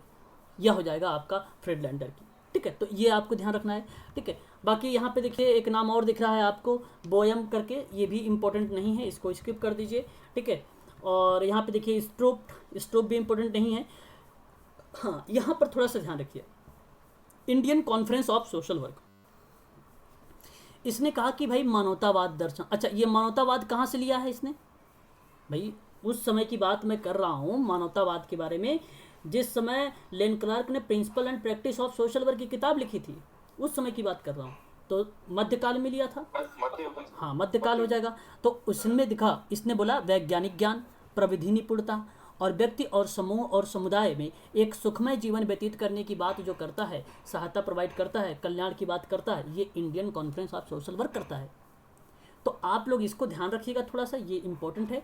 Indian conference of social work ये क्या बोलता है, प्रविधि पर, ज्ञान पर, निपुणता पर आधारित है, प्लस मानवता पर भी आधारित है, और साथ साथ कहता है कि मैं उसकी जीवन को कल्याण बना दूंगा या उसको मैं ऐसा सहायता देकर ऐसा सक्षम बना दूंगा कि वो आत्मनिर्भर हो जाएगा। ऐसी क्रियाविधि Indian conference of social work में कही गई है। बस इतनी बात ध्यान रखना है। देखो अभी मैंने आप लोगों से बताया था गेशल कोनफ्का के बारे में, और कोनफ्का के बारे में बताया मैंने कि भाई गत्यात्मक कार्य है किया इसने। अब बात को समझिएगा जरा, समाज कार्य अस्तित्व है, समाज कार्य एक अस्तित्व है जिसमें 3 स्पष्ट रूप से भिन्न परंतु परस्पर संबंध भाग है, और कहता है कि इसमें सामाजिक सेवाओं का एक जाल है। अच्छा, सामाजिक संबंधों का एक जाल है, सामाजिक संबंधों का एक जाल है। तो ये कोटेशन किसने बोला है, सामाजिक संबंधों का जाल है, हाँ मैकाइवर एंड पेज ने बोला है। हाँ, ये प्रश्न एक बार सुमिलित करने को लेकर पूछा भी गया है यूजीसी में कि सामाजिक संबंधों का जाल किसने किया, तो सुमिलित में आया हुआ था। तो जब कभी सामाजिक सेवाओं का जाल पूछा जाए, सामाजिक सेवाओं का जाल पूछा जाए तो फिर आप क्या लगाएंगे यहाँ पर गेशल कोनफ्का के बारे में। परंतु ध्यान रखें ये गत्यात्मक कार्य है, डायनामिक कार्य है ये, और साथ ही साथ बोलता है कि कहता है कि सामाजिक क्रियाओं के मार्ग में फिर साथ ही साथ बोलता है कि यह एक विकसित प्रणाली है जहाँ पर प्रक्रियाओं में सामाजिक नीति जो सामाजिक संबंधों प्रक्रियाओं द्वारा प्रकट होती है, और मनुष्यों के विषय में एक मत उसके परस्पर संबंधों और उसके नैतिक कर्तव्यों के पर आधारित होता है, उसके नैतिक कर्तव्यों पर आधारित। सॉरी यार, मैं गत्यात्मक बार बार बोल रहा हूँ, सॉरी। यहाँ पर गत्यात्मक उसका नहीं है, नैतिक मांग की बात किया था ना इसने। हाँ बताइए, आप लोग बोलते भी नहीं यार, सही में एक बार मैं मेरे माइंड से स्किप हो रहा है बार बार वो चीज़ें, तो आप लोग बोला भी करो थोड़ा बहुत, है ना। जो चीज़ें स्किप हो रही है, तो इसने बोला था, कोनफ्का ने नैतिक मांग बोला था, हाँ नैतिक मांग बोला था, तो आप लोग नहीं बोलोगे तो भाई देखो वो तो मेरा प्लस आपका भी लॉस ही हो रहा है ना, ऐसे बोल दिया करो आप लोग। कोनुफ्का ने क्या बोला था, अभी भी मैंने आपको बताया भी है कि नैतिक मांग पर आधारित है, तो नैतिक मांग मतलब नैतिक कर्तव्यों के बारे में बताया था इसने। और गत्यात्मक के बारे में तो बीजी खेर ने बोला था, बीजी खेर ने बोला था गत्या, है ना। ठीक है, चलो यहाँ पर देखो मुझे ये याद आया, जैसे मैंने नैतिक कर्तव्य देखा फिर जाके मुझे याद आया ये, नहीं तो फिर तो मैं वही बोलता रह जाता आप लोगों से, है ना, गलत हो जाता फिर, ऐसे मत करिए आप लोग भी। ठीक है, मिर्जा देखो यहाँ पर जो ये इंपॉर्टेंट नहीं है, रफुद्दीन अहमद इनके बारे में, और लेन क्लार्क। अच्छा, लेन क्लार्क की बात तो आपको पता होना चाहिए भाई कि ये महोदय इतने फेमस पर्सन है कि पूछिए जी, इनके तो इतने प्रैक्टिस हो गए हैं इनके बारे में कि सोशल वर्क की जैसी स्टार्ट कोई भी करता तुरंत बोल देता भाई लेन क्लार्क की पुस्तक है फलाने, पुस्तक का नाम क्या नाम है, principle and practice of social work, तो तुरंत बोल रहा। हाँ ये जाहिर, और ये उन्होंने ये बात भी कही है कि कहा है कि भाई ज्ञान और निपुणता एक ऐसा मिश्रण है जिसमें समाज कार्य एक विशेष भाग है और कुछ नहीं, सामाजिक पर्यावरण की आवश्यकताओं की संतुष्टि के लिए ये सहायता करने का प्रयास करता है। ठीक है, उनकी बाधाओं को दूर करने का प्रयास करता है, लोगों को सर्वोत्तम की प्राप्ति की योग्य बनाने की बात करता है। ठीक है, तो ऐसी क्रियाविधि किसने कहा है, लेन क्लार्क ने कहा, तो वही क्लार्क यहाँ पर हैं। ठीक है भाई, याद रखना आप लोग। ठीक है, चलिए आगे बात करते हैं। देखो दोबारा से फ्रीडलैंडर का नाम आया, तो मैंने एक ही बात बताया है भाई, कला और विज्ञान याद रखो, बस कर जाओगे सही, कला और विज्ञान याद रखो, कर जाओगे सही सवाल। ठीक है भाई, वैज्ञानिक ज्ञान और मानव संबंधों पर आधारित है। ठीक है बस। ठीक है, बीजी खैर का नाम आप देख रहे हैं, अभी मैंने आपको बताया था गत्यात्मक के बारे में, तो आप यहाँ पर देखिए गत्यात्मक कहने का क्या तात्पर्य हुआ। और आप लोग भली भांति तरीके से जानते हैं डायनेमिक डायग्नोसिस जैसे शब्द लगता है, तो डायग्नोसिस जैसे शब्द लगने का मतलब होता है, डायनेमिक का मतलब पुनर्वासित करना, पुनर्वासित का मतलब होता है कोई व्यक्ति अगर समस्या से जूझ रहा है तो उस समस्या से उसको निकालना है, और फिर अगर वो समस्या में आ गया और वो फिर समस्या में आ गया तो दोबारा जब आप कोई काम करेंगे तो उसे पुनर्वासित करेंगे, पुनर्वास करेंगे। तो यहाँ पर आप समझ गए होंगे भली भांति तरीके से गत्यात्मक क्या हो रही है, एक प्रकार से रिपीटेशन या चक्र में काम चल रहा है, चक्र में काम चल रहा है। तो भौतिक आवश्यकता हो सकती है, रोग हो सकता है, अज्ञानता हो सकता है, मलिनता हो सकती है, ठीक है, निष्क्रियता या अनुपयोगिता हो सकती है। तो ये सभी के सभी जो प्रकार हो जाते हैं या आपका डायनेमिक कार्य में आ जाते हैं, गत्यात्मक में आ जाते हैं। आपका ये करेक्ट जवाब हो जाएगा। ठीक है भाई, चलिए एक बार बच्चे बताइए जरा, क्या आप लोगों को समझ में ये बात आ गई है सभी लोगों को? चलो फिर तो बहुत अच्छी बात है। चलो ठीक है, फिर आगे अगर हम बात करते हैं, यहाँ पर देखिए Indian conference of social work. अच्छा चलिए इनको छोड़िए, जो मैंने अभी आपको ऊपर बताया वो वाला याद रखिएगा। ठीक है, उसे याद रखिएगा। चलिए अब ये प्रश्न है, मैच करके बता दीजिए मुझे, क्वेश्चन को मैच करके बता दीजिए, फिर मैं आगे बढ़ता हूँ। क्वेश्चन नहीं करवाऊंगा, बस सिर्फ पूछा हूँ आप लोग से, मैच करके बताइए। तो इसका सही जवाब कर लेता हूँ मैं यहाँ पर फ्रीडलैंडर को, और पर्यावरण के, हाँ ठीक है, पर्यावरण के बारे में इसने बोला था, नैतिक मांग के बारे में कोनुफ्का ने बोला था, गत्यात्मक कार्य के बारे में बीजी खेर ने बोला था। अब इस तरीके से एक का दो मैच कर लीजिए, एक का दो मैच कर लेंगे, ऑप्शन नंबर सी हो जाएगा। बहुत बढ़िया भाई, ये सही जवाब है। ठीक है, तो ऐसे भी आप इसे ईजिली कर सकते थे। ठीक है, चलिए आगे हम बात करते हैं। अब और कुछ इंपॉर्टेंट बात करेंगे जो भी एग्जाम के लिए इंपॉर्टेंट होगा। जैसे हम बात करें, सभी लोग म्यूट हो जाइएगा, दुर्गा जी म्यूट हो जाइएगा, आप लोग आपके यहाँ से बैकग्राउंड की आवाज़ आ रही है ना, म्यूट हो जाएगा। तो अब देखिए यहाँ पर हम बात करने चल रहे हैं 20वीं शताब्दी के दौरान में अमेरिका का कुछ जो है समाज कल्याण के बारे में कुछ बात किया था 20वीं शताब्दी में, तो हिस्ट्री पर आ गए हैं हम लोग ने। अब अगर मैं बात करूँ तो यहाँ पे देखिए जो है 1915 में आप लोग जानते हैं अब्राहम फ्लेक्सनर ने प्रतिवेदन किया था, जारी किया था प्रतिवेदन, है ना, क्या समाजकार व्यवसाय है, इस तरीके क्रियाविधि के रूप में रिप्रेजेंट करने के रूप में दिया था। तो समाजकार अभी भी एक वृत्त का मतलब होता है व्यवसाय, वृत्त का मतलब होता है व्यवसाय, व्यवसाय के रूप में स्थापित नहीं है। ये बात 1915 में किया था अब्राहम फ्लेक्सनर ने, बस इतनी बात याद रखना है। 1933 आपको ध्यान रखना है कि अमेरिकी एक राष्ट्रपति थे फ्रैंकलिन डी रूजवेल्ट, जिन्होंने समाज कल्याण के लिए कार्यक्रम घोषित किया था और इसी को बोला था न्यू डील। तो आप ध्यान रखना 1933 कभी आपको ऑप्शन में मिले तो आप तुरंत ढूंढना राष्ट्रपति फ्रैंकलिन रूजवेल्ट का, और अगर नहीं आता है तो ये कार्यक्रम घोषित किया गया था। ठीक है, ये कार्यक्रम घोषित किया गया था यूएसए के माध्यम से, आप इसे भी ध्यान रखेंगे। न्यू डील, इसको नौ समझौता भी कहते हैं। तो कभी कभी प्रश्न बनता है नौ समझौता किसे कहते हैं, न्यू डील किसे कहते हैं। ठीक है, ये वही समझौता वगैरह है जहाँ पर गरीबी और बेरोजगारी को निराकरण किया जा रहा है, व्यक्ति को केंद्र में प्रयास किया जा रहा है कि उसको समाज की मुख्य धारा से जोड़ा जा सके। 1660 की बात अगर मैं करता हूँ तो दी सोशल सिक्योरिटी एक्ट है और ये संशोधित किया गया था, और इसमें ज़रूरतमंदों की सहायता को लेकर बात की गई थी। तो आप इस यहाँ पर बात कर सकते हैं अक्षम व्यक्ति की सहायता देने में दी सोशल जो है सिक्योरिटी एक्ट आया था 1650 में। दी सोशल सिक्योरिटी एक्ट जो आया था 1650 में आया था अक्षम व्यक्तियों की सहायता के लिए। तो ये पॉइंट भी आपको ध्यान रखना है, ठीक है। 1955 की बात अगर मैं करूं आप लोगों से, तो आधुनिक नागरिक अधिकार आंदोलन है। आप लोग भली भांति तरीके से जानते हैं, मैं इसके बारे में आप लोगों को पीडीएफ भी प्रोवाइड कर चुका हूं और बता भी चुका हूं आप लोगों को इसके बारे में अच्छे से, ठीक है। ये क्या चीज़ के बारे में बताता है? अश्वेत महिला ने अलाबामा में एक बस के पीछे जाने से इनकार कर दिया, जो अश्वेतों के साथ किए जा रहे भेदभाव को लेकर एक एग्जाम्पल के रूप में ये उभर कर आया था 1955 में। और ये 1955 में क्या है? आधुनिक नागरिक अधिकार आंदोलन है। तो कभी कभी पूछ लेता है एग्जाम में कि बताइए भाई कि कौन सा अधिनियम 1955 में आया है, तो उसका आप तुरंत ध्यान रखेंगे कि यह आपका हो जाएगा आधुनिक नागरिक अधिकार आंदोलन हो जाएगा, आपका करेक्ट हो जाएगा यहाँ पर 1955 का। 1960 में मैंने आप लोगों को कई बार बताया है, ये प्रथम आचार संहिता का अंगीकरण किया गया था। पहली बार आचार संहिता अंगीकृत किया गया NASW, national association of social work. आप लोग भली भांति तरीके से जानते हैं, मैंने बता चुका हूँ। 1964 की बात करता हूँ तो अमेरिका के राष्ट्रपति थे लिंडन बी जॉनसन, और इन्होंने द ग्रेट सोसाइटी, तो ये इंपॉर्टेंट नहीं है, इसको हटा दीजिए आप, ठीक है। चलिए आगे हम बात करते हैं 1990 के बारे में। देखिए 1990 में America the American with disability act पारित किया। अमेरिका की, जैसे हमारे इंडिया की 1995 की थी, अब 2016 हो गया है, और अमेरिका की कौन सी है? दी अमेरिकन विथ डिसेबिलिटी एक्ट 1990 की है। आप इसे भी ध्यान रख सकते हैं, है ना, तो इसको भी आप समझ सकते हैं यहाँ पर, ठीक है। आगे हम बात कर लेते हैं, और यहाँ पर 1990 में देखिए एक और एक्ट के रूप में आ रहा है अमेरिका में, the Ryan White comprehensive AIDS resources emergency act है। तो ये भी एक्ट आप ध्यान रख सकते हैं। बाय द वे ये तो आया तो नहीं है, और इसको छोड़ भी दीजिए, ज़रूरी भी नहीं है कि ये आएगा भी, है ना, इंपॉर्टेंट नहीं है इसको, ठीक है, ठीक है। और 1996 का भी आप छोड़ दीजिए इसको, ठीक है। बाकी आप लोग देख लेना, इसमें इंपॉर्टेंट चीज़ें ही मैंने लिया है, कोई ऐसी चीज़ें नहीं लिया है कि जो इंपॉर्टेंट ना हो। पहली बात तो मुझे यही बता दीजिए कि कब इसकी स्थापना हुई पहली बार आचार संहिता के रूप में, कौन बताएगा?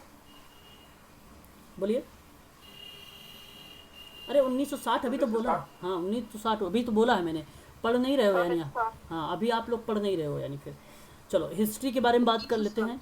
हाँ तो हिस्ट्री के बारे में देख लीजिए एक बात, यहाँ पर शायद आप लोगों को पीडीएफ भी साफ दिखाई नहीं दे रहा होगा, लेकिन मैं बोल देता हूँ, आप सुन लीजिए। ये कोलंबिया लिखा हुआ, कोलंबिया विश्वविद्यालय में 1898 में गर्मियों में पहली बार समाज कार्य की कक्षा पेश की गई थी। तो आप ध्यान रख सकते हैं, सबसे पहले अगर बात किया जाए तो 1898 में समाज कार्य कक्षा को या क्लास को एक प्रकार से पेश किया गया। कक्षा का मतलब क्लास वो ना समझ लो 1 2 3 4 वाला, क्लास का मतलब ये रहा कि भाई कैटेगरीज बता दी गई, भाई मैं अब ये कार्य होगा, समाज कार्य में ये सारे काम किए जाएंगे। जैसे में सामाजिक कार्यकर्ताओं के जरूरतमंदों, जैसे ज़रूरतमंद लोगों की सेवा करने के लिए निजी और धर्मार्थ संगठनों को विकसित करने का मार्ग प्रशस्त कर दिया था। कब? कोलंबिया विश्वविद्यालय में। तो 1898 आप इसको ध्यान रखेंगे, ये भी हिस्ट्री का पार्ट है, ठीक है, हिस्ट्री का ही पार्ट है, ठीक है। और आगे भी हम बात करेंगे। देखो हिस्ट्री में ये सारी चीज़ें आती है, धर्म, जाति, लिंग, यौन अविन्यास का परवाह किए बिना सभी लोगों को नागरिक अधिकारों की रक्षा की जाती है। तो ये बातें इसमें कही गई हैं ना, तो ये चीज़ें यहाँ से आप इसको देख सकते हैं। चलिए आगे हम बढ़ते हैं और नेक्स्ट पॉइंट ले लेते हैं, ठीक है। ये सारी, अच्छा एक चीज़ ध्यान रखिए यहाँ पर, पूछा तो नहीं जाता है, आप लोग पूछा जाए तो आप लोग बता भी देना। देखो जैसे कहाँ चला गया भाई वो, हाँ ये रहा। देखो समाज कार्य अग्रणी में, सोशल वर्क अग्रणी में जेन एडम्स नोबल शांति, ठीक है, ये थोड़ा सा ध्यान रखिए, नोबल पुरस्कार शांति के क्षेत्र में प्राप्त करने वाली पहली महिला थी।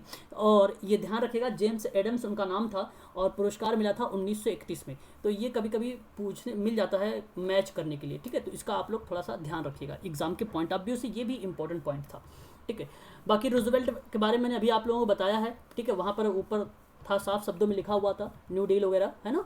और 1960 के बारे में भी बता दिया, उसकी भी पीडीएफ ऊपर थी, जैसा कि आप लोगों ने देख लिया था, ठीक है भाई। तो ये चीज़ें भी हैं। और आगे हम बढ़ते हैं, और यहाँ पर देखिए एक very very most important point जो है आप लोगों से एग्जाम में कई बार पूछा जाता है, COS के बारे में, कम्युनिटी ऑर्गेनाइजेशन सोसाइटी के बारे में। तो दान संगठन जो है आंदोलन के रूप में व्यापक रूप में ये आया था।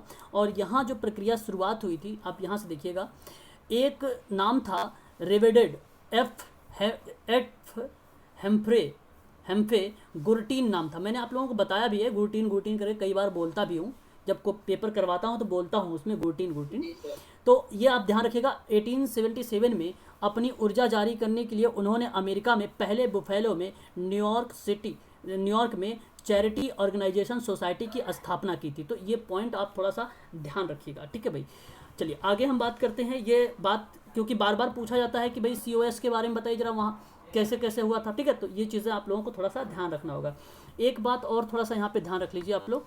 1843 में जो है स्थापित गरीबों की स्थिति में सुधार करने के लिए न्यूयॉर्क ने एक एसोसिएशन गठित किया था, और वो गठित करने वाले बंदे का जो नाम है बेसेंट डीपॉल का नाम आप लोगों ने कम्युनिटी ऑर्गेनाइजेशन में तो पढ़ते हैं, परंतु यहाँ पर भी आप ध्यान रखेंगे थोड़ा सा बेसेंट डीपॉल के बारे में। इसने कहा था गरीबों की स्थिति में सुधार करने के लिए 1843 में। तो ये चीज़ आप लोग थोड़ा सा ध्यान रखेंगे। आगे हम बात करते हैं अब चैरिटी ऑर्गेनाइजेशन सोसाइटी के बारे में। एक दूसरी पॉइंट है, और ये है आपका 1869 का, इंग्लैंड का। तो आपको मैंने कई बार ये भी बताया है कि यहाँ पे सेटलमेंट और एक नाम आता है हेनरी सोली करके, याद है किसी को? हेनरी सोली, एक और नाम आता है हेनरी सोली भी। तो इनके बारे में मैंने बताया है आप लोगों को। 1869 में इंग्लैंड में ये चैरिटी ऑर्गेनाइजेशन सोसाइटी की स्थापना की गई थी, ठीक है भाई।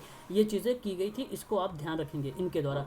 और इसमें देखिए एसोसिएटेड चैरिटीज़ को भी कहा गया, मतलब इसको क्या बोला जाता था पहले के समय में। 19वीं सदी के अंत में और 20वीं शताब्दी की शुरुआत होने पर ये गरीबों की जानकारी के लिए संशोधन किया गया, तब इसका नाम रखा गया था जो है चैरिटी ऑर्गेनाइजेशन सोसाइटी। पहले इसका नाम था एसोसिएटेड चैरिटीज़। ये भी आप ध्यान रखेंगे, ठीक है भाई। चलिए आगे मैं बात करता हूँ, और यहाँ पर कुछ और भी चीज़ें मिल सकती हैं आप लोगों को, इम्पोर्टेंट है ना। यहाँ पर देखिए नाम भी मिल गया हेलन करके, ठीक है, वही हेलन है। हेलन एसोसिएटेड चैरिटी का सर देखो क्या बताया है? Associated charities. चलो यहाँ पर देखो, ब्रिटेन में एक बात क्या चैरिटी की बात चल रही थी ना, तो इसका फिर संगठन का सन क्या होगा? इसका नाम परिवर्तन कब हुआ ये नाम एग्जैक्ट नहीं पता है कि इसका नाम कब हुआ, और ये मिलता भी नहीं कहीं है। ये इतना बताया जाता है 19वीं सदी के लास्ट में और 20वीं सदी के शुरुआत में, ठीक है। आप इसे ध्यान रखिए। उस समय जब COS का वो हो रहा था, एक प्रकार से इसका स्थापना की जा रही थी, तो उस दौरान एक नाम आता है, आप ध्यान रखिएगा, हेलन करके, हेनल बेसाल्वेक्ट और एक्टिविया हिल। ये इनकी नेतृत्व थी, एक प्रकार की लीडरशिप थी इनकी। क्या थी? लीडरशिप की भूमिका थी इसकी स्थापना करने में 1869। बहुत लोग ये सोच लेते हैं कि एक्टिविया हिल जो है इसके माध्यम से किया गया, नहीं, गलत हो जाता है वो, एक्टिविया हिल की नहीं, इनका नेतृत्व था। ये आप ध्यान रखेंगे, ठीक है। ये भी इंपॉर्टेंट है एग्जाम के पॉइंट ऑफ व्यू से। तो आपसे जैसे अगर मैं आपसे कहूँ, अभी देखो आ रहा है TISS के बारे में भी, ठीक है, उसके बारे में भी आएगा, ठीक है। तो ये चीज़ें आप लोगों को क्लियर हो गया। अच्छा, यहाँ पर देखिए नाम परिवर्तन की बात कर रहे थे आप, नाम परिवर्तन की बात कर रहे थे, देखो यहाँ पर मिल भी गया है। 1946 में चैरिटी ऑर्गेनाइजेशन सोसाइटी का नाम बदलकर फैमिली वेलफेयर एसोसिएशन कर दिया गया था। अच्छा ये देखो, और आज भी फैमिली एक्शन के रूप में काम कर रही है, जो पंजीकृत फैमिली रिपोर्ट सपोर्ट चैरिटी है। अच्छा अब यहाँ पर ज़रा ध्यान सुनिए, ये किन चीज़ों के बारे में बात कर रहा है? ये बात कर रहा है इसके परिप्रेक्ष्य में एनी जो वंगर्स संगठन है, इसमें शामिल हुई थी कुछ पृष्ठभूमि, और इसमें बताई गई थी चैरिटी को स्वीकार करें। चैरिटी जो थी, इसका नाम चैरिटी ऑर्गेनाइजेशन सोसाइटी का नाम बदलकर फैमिली वेलफेयर एसोसिएशन कर दिया गया है, और ये 1946 में। लेकिन आप ध्यान रखिएगा, आप लोगों से अगर कोई क्वेश्चन पूछा जाता है या कोई क्वेश्चन बनता है तो वो आपके चैरिटी ऑर्गेनाइजेशन सोसाइटी से बनता है। परंतु अब अगर आप ध्यान रख लीजिए, यहाँ पर इम्पोर्टेंट एक पॉइंट और आपको मिल रहा है, ठीक है भाई, जानकारी कि 1946 में चैरिटी ऑर्गेनाइजेशन सोसाइटी का नाम बदलकर फैमिली वेलफेयर एसोसिएशन कर दिया गया है, और आज भी फैमिली एक्शन के रूप में ये काम कर रही है। तो यह पंजीकरण फैमिली रिपोर्ट चैरिटी है, ठीक है, इसे आप ध्यान रखिएगा, थोड़ा सा इंपॉर्टेंट चीज़ें थी, ठीक है। आगे हम बात करते हैं इंडिया के बारे में। इंडिया में आपको ये ध्यान रखना है, 1936 में ये मुंबई में जो है Tata school of social work की स्थापना की गई, और ये जब स्थापना की गई थी तो उस समय क्लिफोर्ड मन्सर्ट जो थे इसके निदेशक थे। अच्छा वर्तमान में कौन निदेशक हैं? चलो अभी मैं बता दूंगा, सालनी नाम है उनका, ठीक है, वर्तमान में। तो सर क्लिफोर्ड मन्सर्ट ने एक अमेरिकी मराठी मिशनरी थे, जो जनशक्ति के सशक्त बनाने के लिए, प्रशिक्षण देने के लिए सोचा था। ज्ञान कौशल प्रशिक्षण के साथ में इन्होंने कार्य किया था, तो ये बात आपको ध्यान रखनी होगी। लेकिन यहाँ पर निदेशक को लेकर पूछेगा तो क्लिफोर्ड का नाम लगाएंगे, और अगर स्थापना का नाम पूछेगा तो आप किसका नाम लगाएंगे, ज़रा मुझे बताइए। अच्छा ये तो बात क्लियर हो गई होगी आप लोगों को भाई, अच्छे तरीके से पता हो गया होगा 1936 में। तो जब कभी इसकी संस्था की स्थापना की बात पूछेगी तो आप लोग क्या लगाएंगे, बताइए जरा। 1936, अच्छा ये भी करवा दिया मैंने। अच्छा हाँ, दोराबजी टाटा, हाँ ठीक, वेरी गुड, बहुत बढ़िया। अभी मैं बताता हूँ उनके बारे में भी थोड़ा सा। अब यहाँ थोड़ा देख लीजिए, 1944 में 1944 में संस्थान का एक आधिकारिक रूप से इसका नाम बदल दिया गया। इसका नाम बदल कर टाटा सामाजिक विज्ञान संस्थान कर दिया गया था। ये नाम आप लोग थोड़ा सा ध्यान रखिएगा, इसका नाम चेंजेस है, बदला हुआ नाम है, ठीक है भाई। आगे हम बात करते हैं तो यहाँ पर देखिए टाटा इंस्टीट्यूट के बारे में, सोशल साइंस के बारे में। तो यहाँ आप ध्यान रखिएगा, इस्टेब्लिश हुआ इसका 1936 में, और इसका जो फाउंडर हैं JRD टाटा करके हैं। वर्तमान में जो डायरेक्टर हैं शालिनी भारत नाम है उनका, ये अभी आप लोग ध्यान रखिएगा। क्लिफर्ड मंसर्ट थे उस समय 1936 में, और ये 36 में पूछा गया था, मतलब प्रश्न जो है 36 के बिहाफ पे पूछा गया है एक बार UGC में। JRD टाटा के बारे में बात करते हैं तो जहांगीर रतन जी दादा भाई टाटा नाम था इनका। इनका पूरा नाम अगर आपसे पूछ ले कभी JRD टाटा का, तो आप बता देना जहांगीर रतन जी दादा भाई टाटा था इनका नाम। और ये एक प्रकार से भारतीय इविक्टर, उद्योगपति, उद्यमी और टाटा समूह के अध्यक्ष भी रह चुके हैं। और जैसा कि आप लोग यहाँ पे स्क्रीन पर देख भी रहे हैं उनका फोटो, ठीक है भाई। चलिए, तो ये चीज़ है। शालिनी भारत का नाम देखो आ गया, ये शालिनी भारत हैं। और इस समय देखो इस जो है आप कह सकते हो कि भाई Tata institute of social science के क्या है, ये डायरेक्टर है ना। तो ये आप कह सकते हैं मुंबई में, ठीक है। तो इसे भी आप ध्यान रखेंगे, ठीक है भाई। अच्छा, ये नागपाड़ा वगैरह 1936 का एक हाउस परिसर था जहाँ पे समाज कार्य को पेशेवर का मतलब होता है व्यवसाय प्रशिक्षण।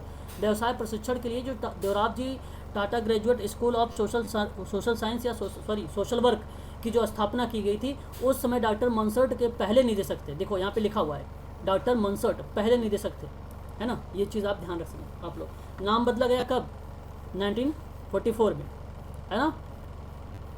मैं सारी इंपॉर्टेंट चीज़ों पर बात कर रहा हूँ। अब देखो उद्देश्य के बारे में बात कर लेता हूँ, ये हिस्ट्री समाप्त हो गई। तो एक आपको ध्यान रखना, निर्धनता का उन्मूलन करना, ठीक है, ये आपका एक प्रकार का क्या उद्देश्य है। और मानवीय कुशल क्षेम को बढ़ावा देना, ये भी एक प्रकार का उद्देश्य है समाज कार्य का, है ना। दमन एवं सामाजिक अन्याय को खत्म करना, समाप्त करना, ये भी उद्देश्य है। विभिन्न संगठनों की क्रियाशीलता और अंतः क्रियाओं को बढ़ावा देना, ये भी एक प्रकार का उद्देश्य ही है, ध्यान रखिएगा। नीतियों के निर्माण और क्रियान्वयन का काम करना, ये भी एक प्रकार का समाज कार्य का उद्देश्य माना जाएगा। अच्छा, आप लोगों को इसमें तो डाउट तो नहीं हो रहा होगा, अगर मैं पढ़ रहा हूँ तो आप इजीली कर भी रहे हैं। अभी मैं भी PDF भी आपको दूंगा, आप लोग इजीली समझ जाएंगे सारी बातें। अभी और भी चीज़ें आने वाली हैं आप लोगों के लिए इंपॉर्टेंट। ऐसे ही नहीं आप लोगों को यहाँ से 4 से 5 नंबर मिलने वाले हैं। ये PDF बहुत इंपॉर्टेंट है, ये PDF जो है आपके लिए बहुत इंपॉर्टेंट है, याद रखिएगा, है ना। सर PDF ग्रुप पर सेंड करेंगे क्या? हाँ बिल्कुल बिल्कुल, हाँ करेंगे। आगे हम बात करते हैं, शोध जो है ज्ञान और कौशल को विकसित करना होता है, ठीक है, ये चीज़ आप ध्यान रखेंगे, ये भी। और देखिए यहाँ पर अब बात करते हैं समाज कार्य व्यवसाय के बारे में। जैसे कि आप सभी लोग जानते हो 1915 में अब्राहम फ्लेक्सन ने समाज कार्य व्यवसाय नहीं है ऐसी क्रियाविधि कही थी। तो उसके रूप में कुछ बातें आती, जैसे अत्यधिक लोगों को तक पहुँचना, ये समाज कार्य का व्यवसाय है। कहता है कि लोगों की समस्या का निराकरण करना, ये है समाज कार्य व्यवसाय। जो है गरीब और उसके अपेक्षित तक अधिक बल देना, यह है समाज कार्य का व्यवसाय। समाज कार्य का व्यवसाय है असमानताओं को कम करना, यह है समाज कार्य का व्यवसाय। समाज कार्य का व्यवसाय है भेदभाव को कम करना और अधिक मान्यता के लिए कार्य करना और योग्य कार्यकर्ताओं के प्रति कार्य करना, ये सभी के सभी समाज कार्य के व्यवसाय हैं। और आप लोगों से जो एग्जाम में प्रश्न मिलेंगे, ये हेडिंग मिलेगी आपके, हेडिंग में लिखा रहेगा भेदभाव को कम करना, अधिक मान्यता देना, योग्यता कार्यकर्ता को प्राप्त करने के लिए। तो फिर आपके नीचे पॉइंट लिखा रहेगा ABCD, इसमें से कौन सा सही है, फिर इसमें दिखाएगा BCD, ऐसे लिखा रहेगा आप लोगों को। अगर आपको ये पता है तो आप आसानी से ईजिली कर पाओगे समाज कार्य व्यवसाय के कौन कौन से कार्य होते हैं, ठीक है। तो ये चीज़ें हो जाएंगी आपका। आगे हम बात करते हैं, अब यहाँ से आपका एक और इम्पोर्टेंट टॉपिक चलेगा और वो है 19वीं शताब्दी में भारत का नवीन। तो यहाँ पर 19वीं शताब्दी में आप सभी लोग जानते हो हिंदू सुधार आंदोलन की जो है ब्रह्म समाज की स्थापना हुई 1828 में कलकत्ता में, राजा राम मोहन राय ने किया था। इसका उद्देश्य था हिंदू समाज और व्याप्त कुरीतियाँ, सती प्रथा, बहुविवाह और वैश्यागमन, जातिवाद, अस्पृश्यता खत्म करने की बात की। और इसे कहा गया था जो है आधुनिक क्या बोला जाता है इसको, आधुनिक समाज सुधार का पिता भी बोला जाता है राजा राम मोहन राय जी को। पुनर्जागरण का भी क्या जनक बोला जाता है, पुनर्जागरण का जनक बोला जाता है राजा राम मोहन राय जी को, ठीक है। आप याद रखेंगे ये सारी की सारी चीज़ें। इसने देखा जो है अद्वैतवादी हिंदुओं की संस्था भी इन्होंने कहा, ठीक है, संस्था भी कहा। अच्छा, इस संस्था किसको कहा, अद्वैत हिंदुओं को बोला था, ठीक है। तो ये भी ध्यान रखेंगे आप लोग, ठीक है भाई। आगे हम बात कर लेते हैं। इसका उद्देश्य देखो, मैंने सिर्फ कॉमन चीज़ें लिया है यहाँ पर, उसका स्थापना स्थल और संस्थापक, फिर उद्देश्य लिया है, बस इतनी चीज़ लिया है। आगे हम बात करते हैं आर्य समाज की। तो आर्य समाज की स्थापना 1875 में किया गया था, और आपको नाम पता अच्छे तरीके से होगा आर्य समाज की स्थापना किसने किया है? स्वामी दयानंद सरस्वती ने किया है। और ये कहाँ पर है? मुंबई में है, मणिक चंद्र वाटिका पर है, मतलब मुंबई का एक एरिया है, एक क्षेत्र है, वहीं पर है ये, ठीक है ना। उद्देश्य क्या था? वैदिक धर्म को पुनः शुद्ध रूप से स्थापित करना, ये चीज़ें किसने कहा है? पुनः वेदों की ओर लौटो, बताइए जरा, किसने बोला है? दयानंद सरस्वती। हाँ, अगर हम बात करें कि भारत को धार्मिक और सामाजिक और राजनीतिक रूप से एक सूत्र में बांधना, ये भी है। देखो, मूर्ति पूजा, बहुदेववाद, बहुत लोग बच्चे लगा देते हैं यार बहुदेववाद राजा राम मोहन राय को, ठीक है, राजा राम मोहन राय नहीं है, ठीक है, याद रखना आप लोग यहाँ पर, ठीक है भाई। बहुदेववाद में कौन है? आर्य समाज के संस्थापक हैं दयानंद सरस्वती जी हैं, ठीक है, इसे ध्यान रखिएगा। इन्होंने कहा है वेदों की ओर लौटो, देखो यहाँ पर।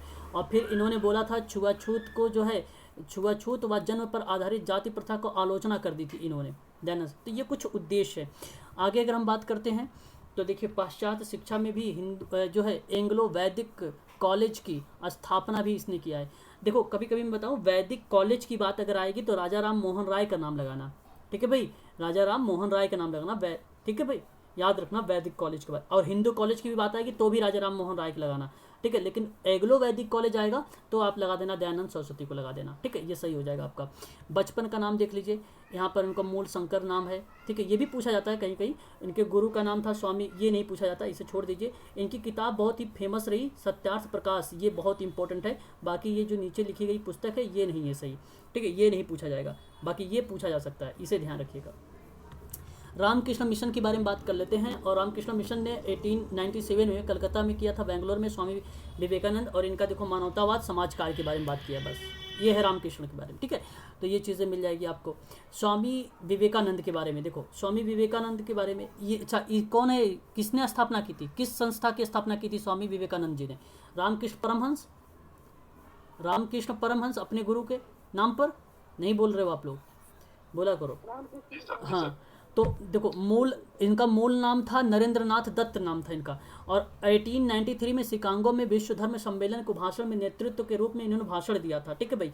तो ये चीज़ याद रखिएगा आप लोग, ठीक है। और यहाँ आगे हम बात करते हैं नेक्स्ट पॉइंट, बस इसमें ज़्यादा चीज़ें नहीं है, वही चीज़ आपको ध्यान रखना। थियोसॉफिकल सोसाइटी के बारे में बात कर लेते हैं। थियोसॉफिकल सोसाइटी 1875 में न्यूयॉर्क में मद्रास अडियार में इसका मुख्यालय बनाया गया है। और मैडम ब्लाट्स्की, कर्नल हेनरी ऑलकॉट, और एक नाम और आता है भाई, कहाँ चला गया वो नाम, एक नाम और आता है उसका, एनी बेसेंट। हाँ, ये नाम इसमें नहीं है, आप लोग लिख लीजिएगा। हाँ, एनी बेसेंट, हाँ, ये नाम इसमें नहीं है, ठीक है, तो उसका भी नाम आता है इसमें, ठीक है। तो इसका भी आप ध्यान रखेंगे, थियोसॉफिकल सोसाइटी इसमें नहीं है ये नाम, ठीक है। आगे हम बात करते हैं नेक्स्ट पॉइंट पर। और इसमें एनी बेसेंट, अच्छा देखो यहाँ पर नीचे दिया गया था, उद्देश्य में बोला गया है, यहाँ पर देखिए जरा ध्यान से। 1907 में एनी बेसेंट ने अपनी अध्यक्षता को नियुक्त किया था, तो इसमें 1907, आप इसको ध्यान रखिएगा, 1907 में आई हैं ये, ठीक है भाई। और एनी बेसेंट ने 1898 में बनारस में जो है हिंदू कॉलेज की भी स्थापना की है, सेंट्रल हिंदू कॉलेज की। अच्छा, अभी भी मैंने आपको बताया है कोलंबिया विश्वविद्यालय के बारे में, कोलंबिया विश्वविद्यालय यूएसए के बारे में बताया, वो भी याद रखना, 1898 का, वो भी याद रखना, अभी भी मैंने बताया भी है आप लोगों को। और 1898 में बनारस सेंट्रल हिंदू विश्वविद्यालय की भी स्थापना की है, ठीक है। तो ये दोनों के दोनों पॉइंट इंपॉर्टेंट है अपने आप में, ठीक है। आगे बात कर लेते हैं प्रार्थना समाज के बारे में, ये भी इंपॉर्टेंट है। और ये 67 आत्माराम पांडुरंग, महादेव गोविंद नराडे, ठीक है, याद रखना। उद्देश्य क्या हो सकता है इसका? ये दलित, देखो ये प्रश्न पूछा जाता है, दलित जाति मंडल की पूजा, अगर दलित पर काम करें सत्यशोधक समाज हो जाएगा वो, सत्यशोधक समाज में बेसिकली वहाँ पर बात किया गया था। यहाँ स्थापित की गई है दलित जाति मंडल और ढक्कन शिक्षा की सभा, ये भी आप ध्यान रखिएगा। इनकी जो एक किताब थी, उस किताब का नाम है एक आस्तिक की धर्म में आस्था, ये इनकी किताब है रनाडे जी की। पूछा नहीं जाएगा, सत्यार्थ प्रकाश पूछा जाएगा, इसे ध्यान रखें, वो इंपॉर्टेंट है, ये नहीं इंपॉर्टेंट है, बशर्ते आप लोग सुनते जाइए। तत्वबोधनी सभा जो है 1889 का है, कलकत्ता में है, देवेंद्रनाथ टैगोर ने किया है। आत्म सभा किसने किया है? आत्मीय सभा राजा राम मोहन राय आत्मीय सभा के बारे में बात किया है ना, आप लोग इसे ध्यान रखिएगा, 1915 में, ठीक है। किसी बुक में आपको इग्नो देखोगे तो 1915 मिलेगा, अरोड़ा आसिफ का नाम बुक देखोगे तो 1914 मिलेगा आपको, ठीक है, 1914 मिलेगा। और यहाँ पर कॉमन है, आप उसके आसपास चले जाएंगे, इजीली मिल जाएगा, दोनों ये ऑप्शन में नहीं रहेंगे, ठीक है। सर 1815 ना? नहीं 1915 है, 1915 आत्मीय सभा तो अच्छा 1818 सॉरी को सॉरी पकड़ा सॉरी होगा सॉरी ना सॉरी आपका। सॉरी सॉरी हाँ, मैं 1815 सोच रहा हूँ माइंड में, मैं माइंड में वही सोच रहा हूँ, ठीक है, मैं बोल रहा हूँ ये। चलो ठीक है, ठीक ठीक ठीक ठीक है, याद रखना इसे, आत्मीय सभा। ठीक है, आगे हम बात आत्मीय करते हैं। सभा 14 भी लिखा रहता है। हाँ, कहीं 14 भी मिल जाता है, 1814 भी मिल जाता है, कहीं 1815 भी मिल जाता है, दोनों दोनों में से कोई मिले, लेकिन आप कंफ्यूज मत होइए, मैं कंफ्यूज करने के लिए नहीं, हाँ, आप तो 18 14 से ही लिखा है। नहीं आप कंफ्यूज ना हो, इग्नू की बुक के हिसाब से मैं बात कर रहा हूँ, 1850 इग्नू की बुक, अरुणा आसफ की बुक की बात करेंगे तो 1814 मिलेगा। ठीक है भाई, दोनों ऑप्शन में नहीं मिलेंगे, दोनों याद रख लीजिए फिर तो, है ना। चलिए, उद्देश्य आप देख सकते हैं यहाँ पर, उद्देश्य राजा राम मोहन राय के विचारों के प्रचार प्रसार करना, ये चीज़ें थी उसका उद्देश्य, देवेंद्रनाथ टैगोर का।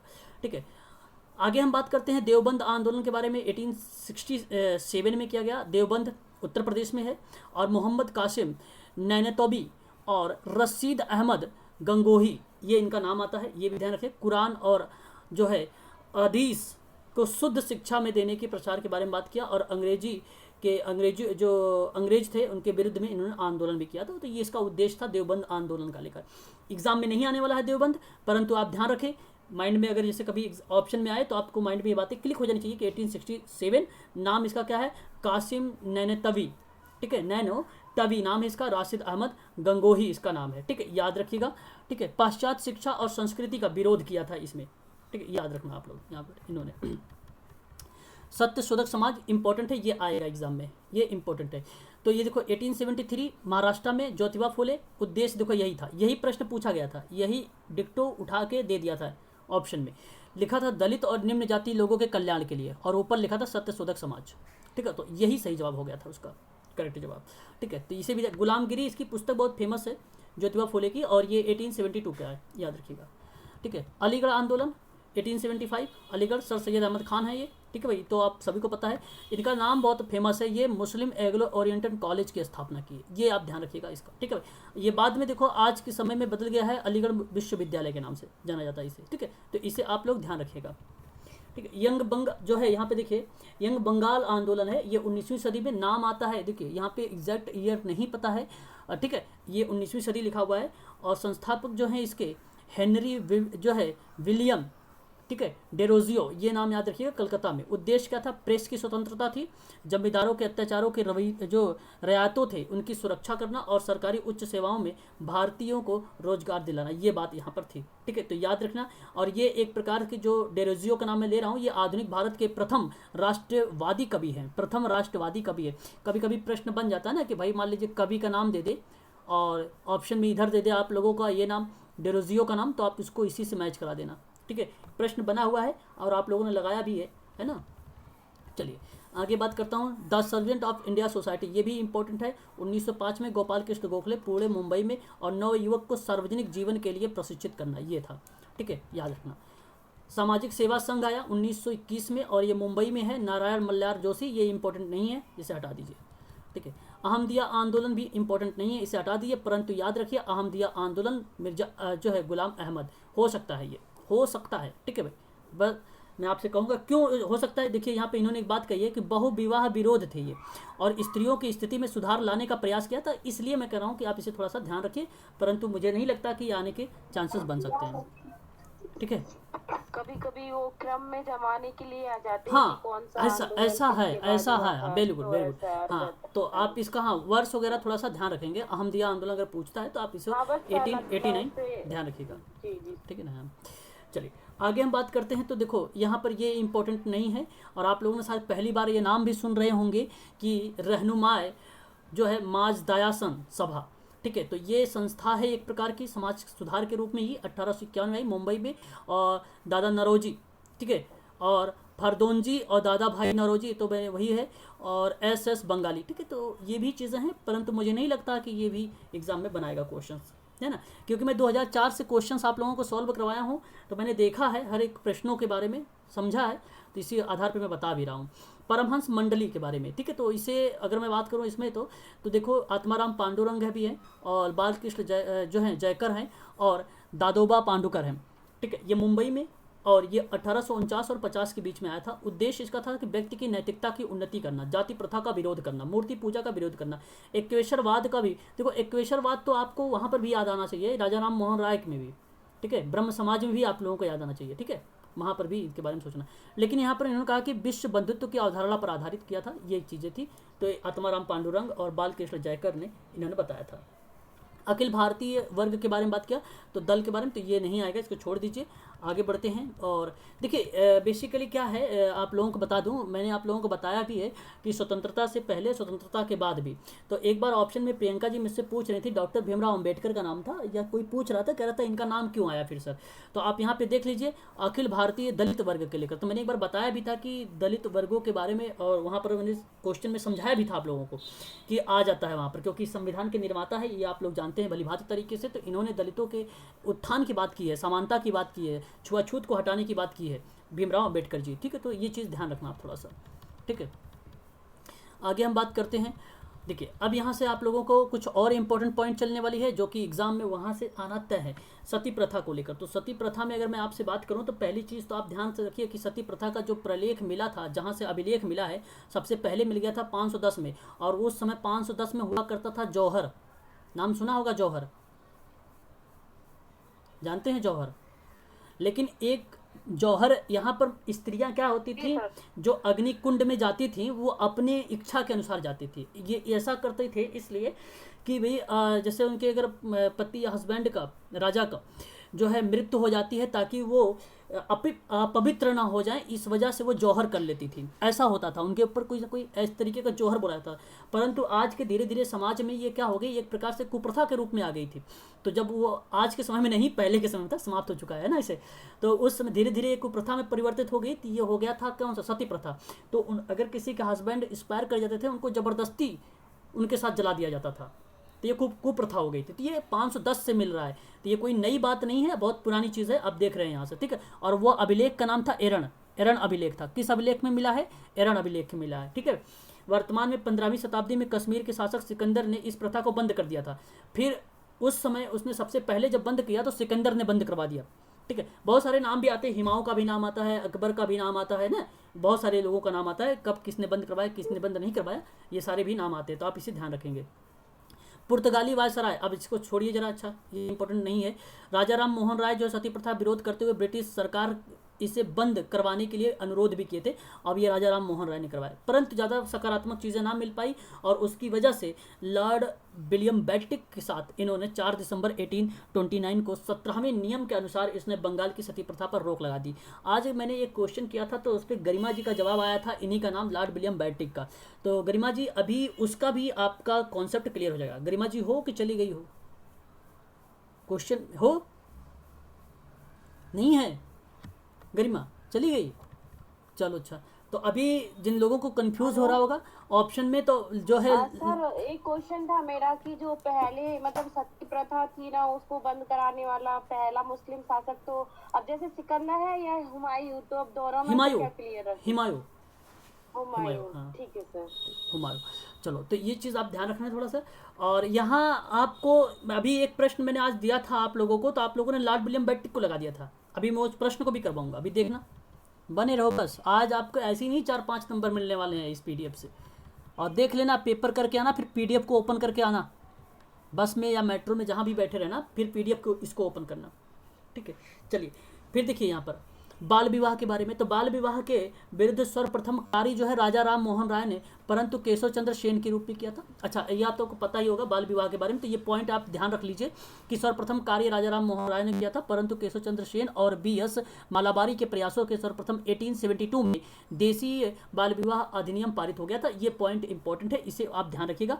क्यों इंपॉर्टेंट है? क्योंकि इसमें कुछ बातें कही गई है। बात यह है कि 14 वर्ष से कम आयु बालिकाएं और 18 वर्ष से कम आयु के बालकों के विवाह को प्रतिबंध कर दिया गया था। तो यह इंपॉर्टेंट पॉइंट हो जाता है यहाँ पर, ठीक है। दूसरी पॉइंट इंपॉर्टेंट नहीं है, छोड़िए इसको, आगे बढ़ते हैं। विधवा विवाह के बारे में बात कर लेते हैं।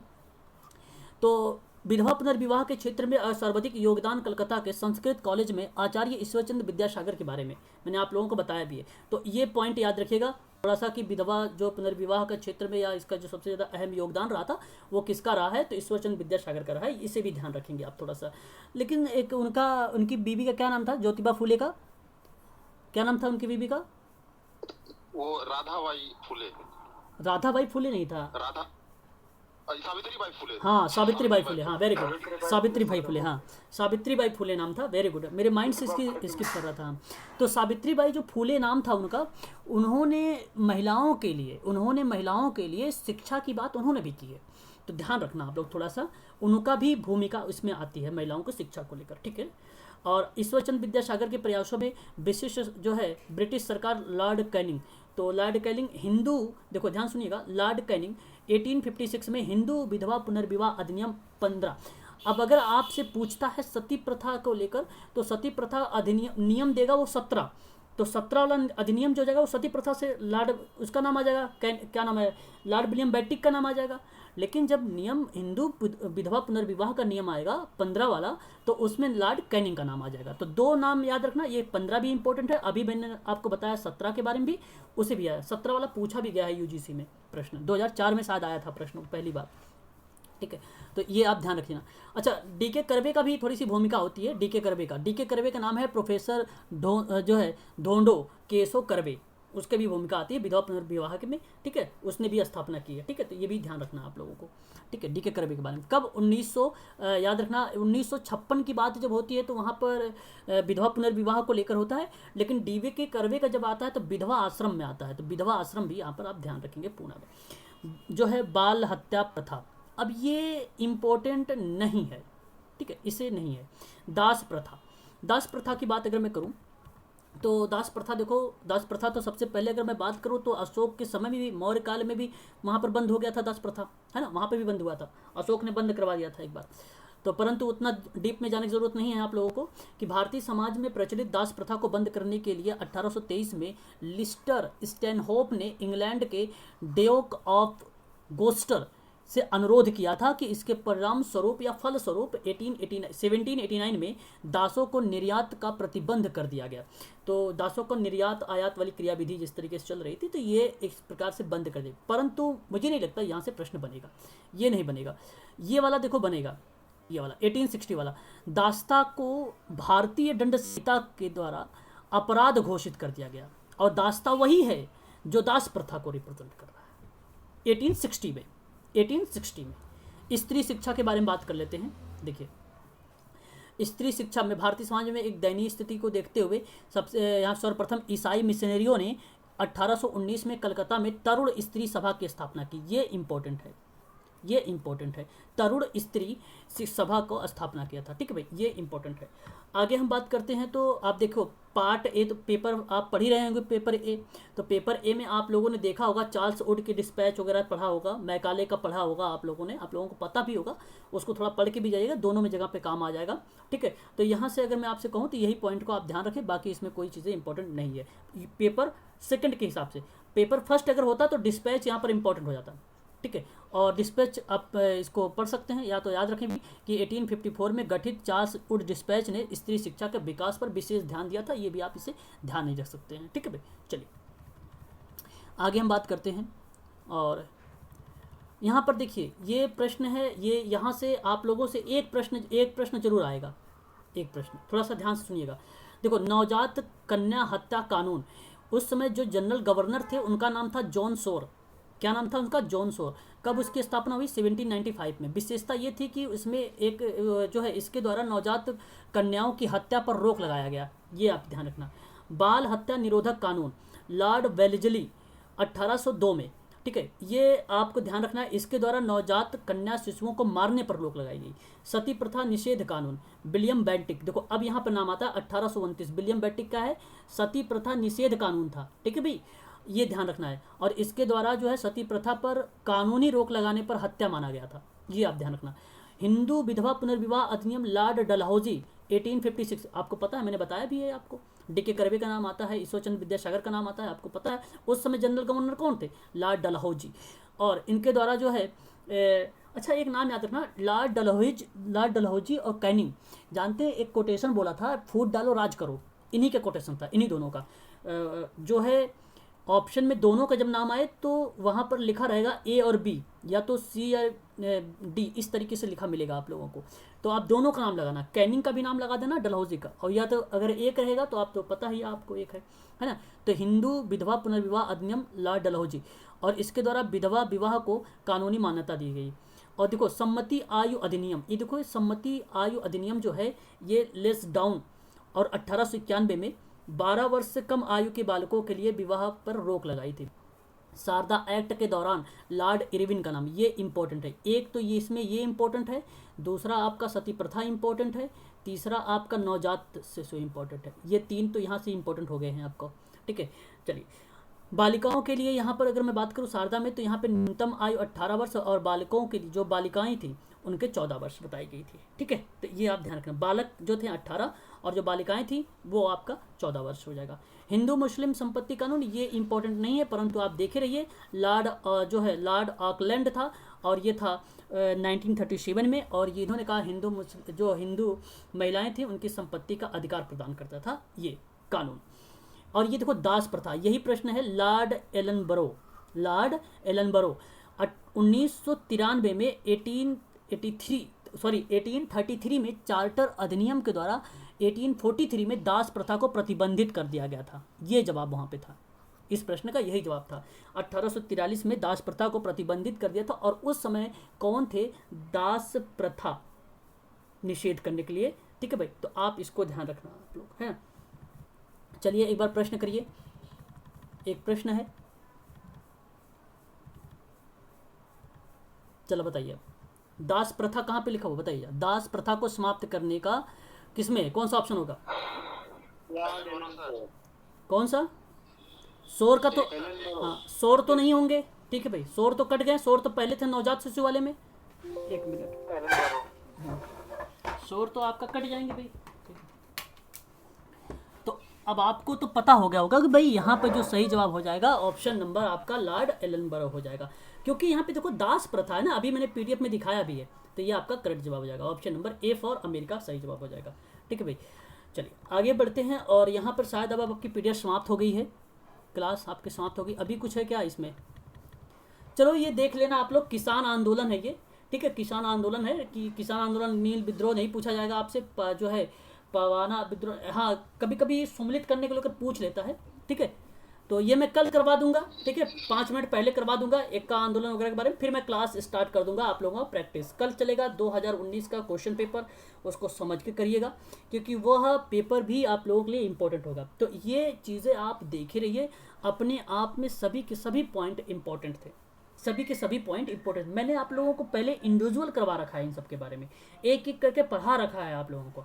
आज मैंने आपको पूरा निष्कर्ष दिया है, ओवरव्यूज दिया हुआ है आप लोगों को, ठीक है। तो एक बार जरूर इसको सोने से पहले जरूर देखिएगा, या तो वीडियो देख लीजिएगा या तो इस पीडीएफ को देख लीजिएगा, वो आपकी बहुत काम आने वाली है, ठीक है, बहुत सारे नंबर देने वाली है आप लोगों को, ठीक है भाई। तो आज के लिए बस इतना ही। अगर कोई आपकी डाउट है तो आप मुझसे डाउट पूछ सकते हैं, पूछे कोई डाउट वगैरह है तो।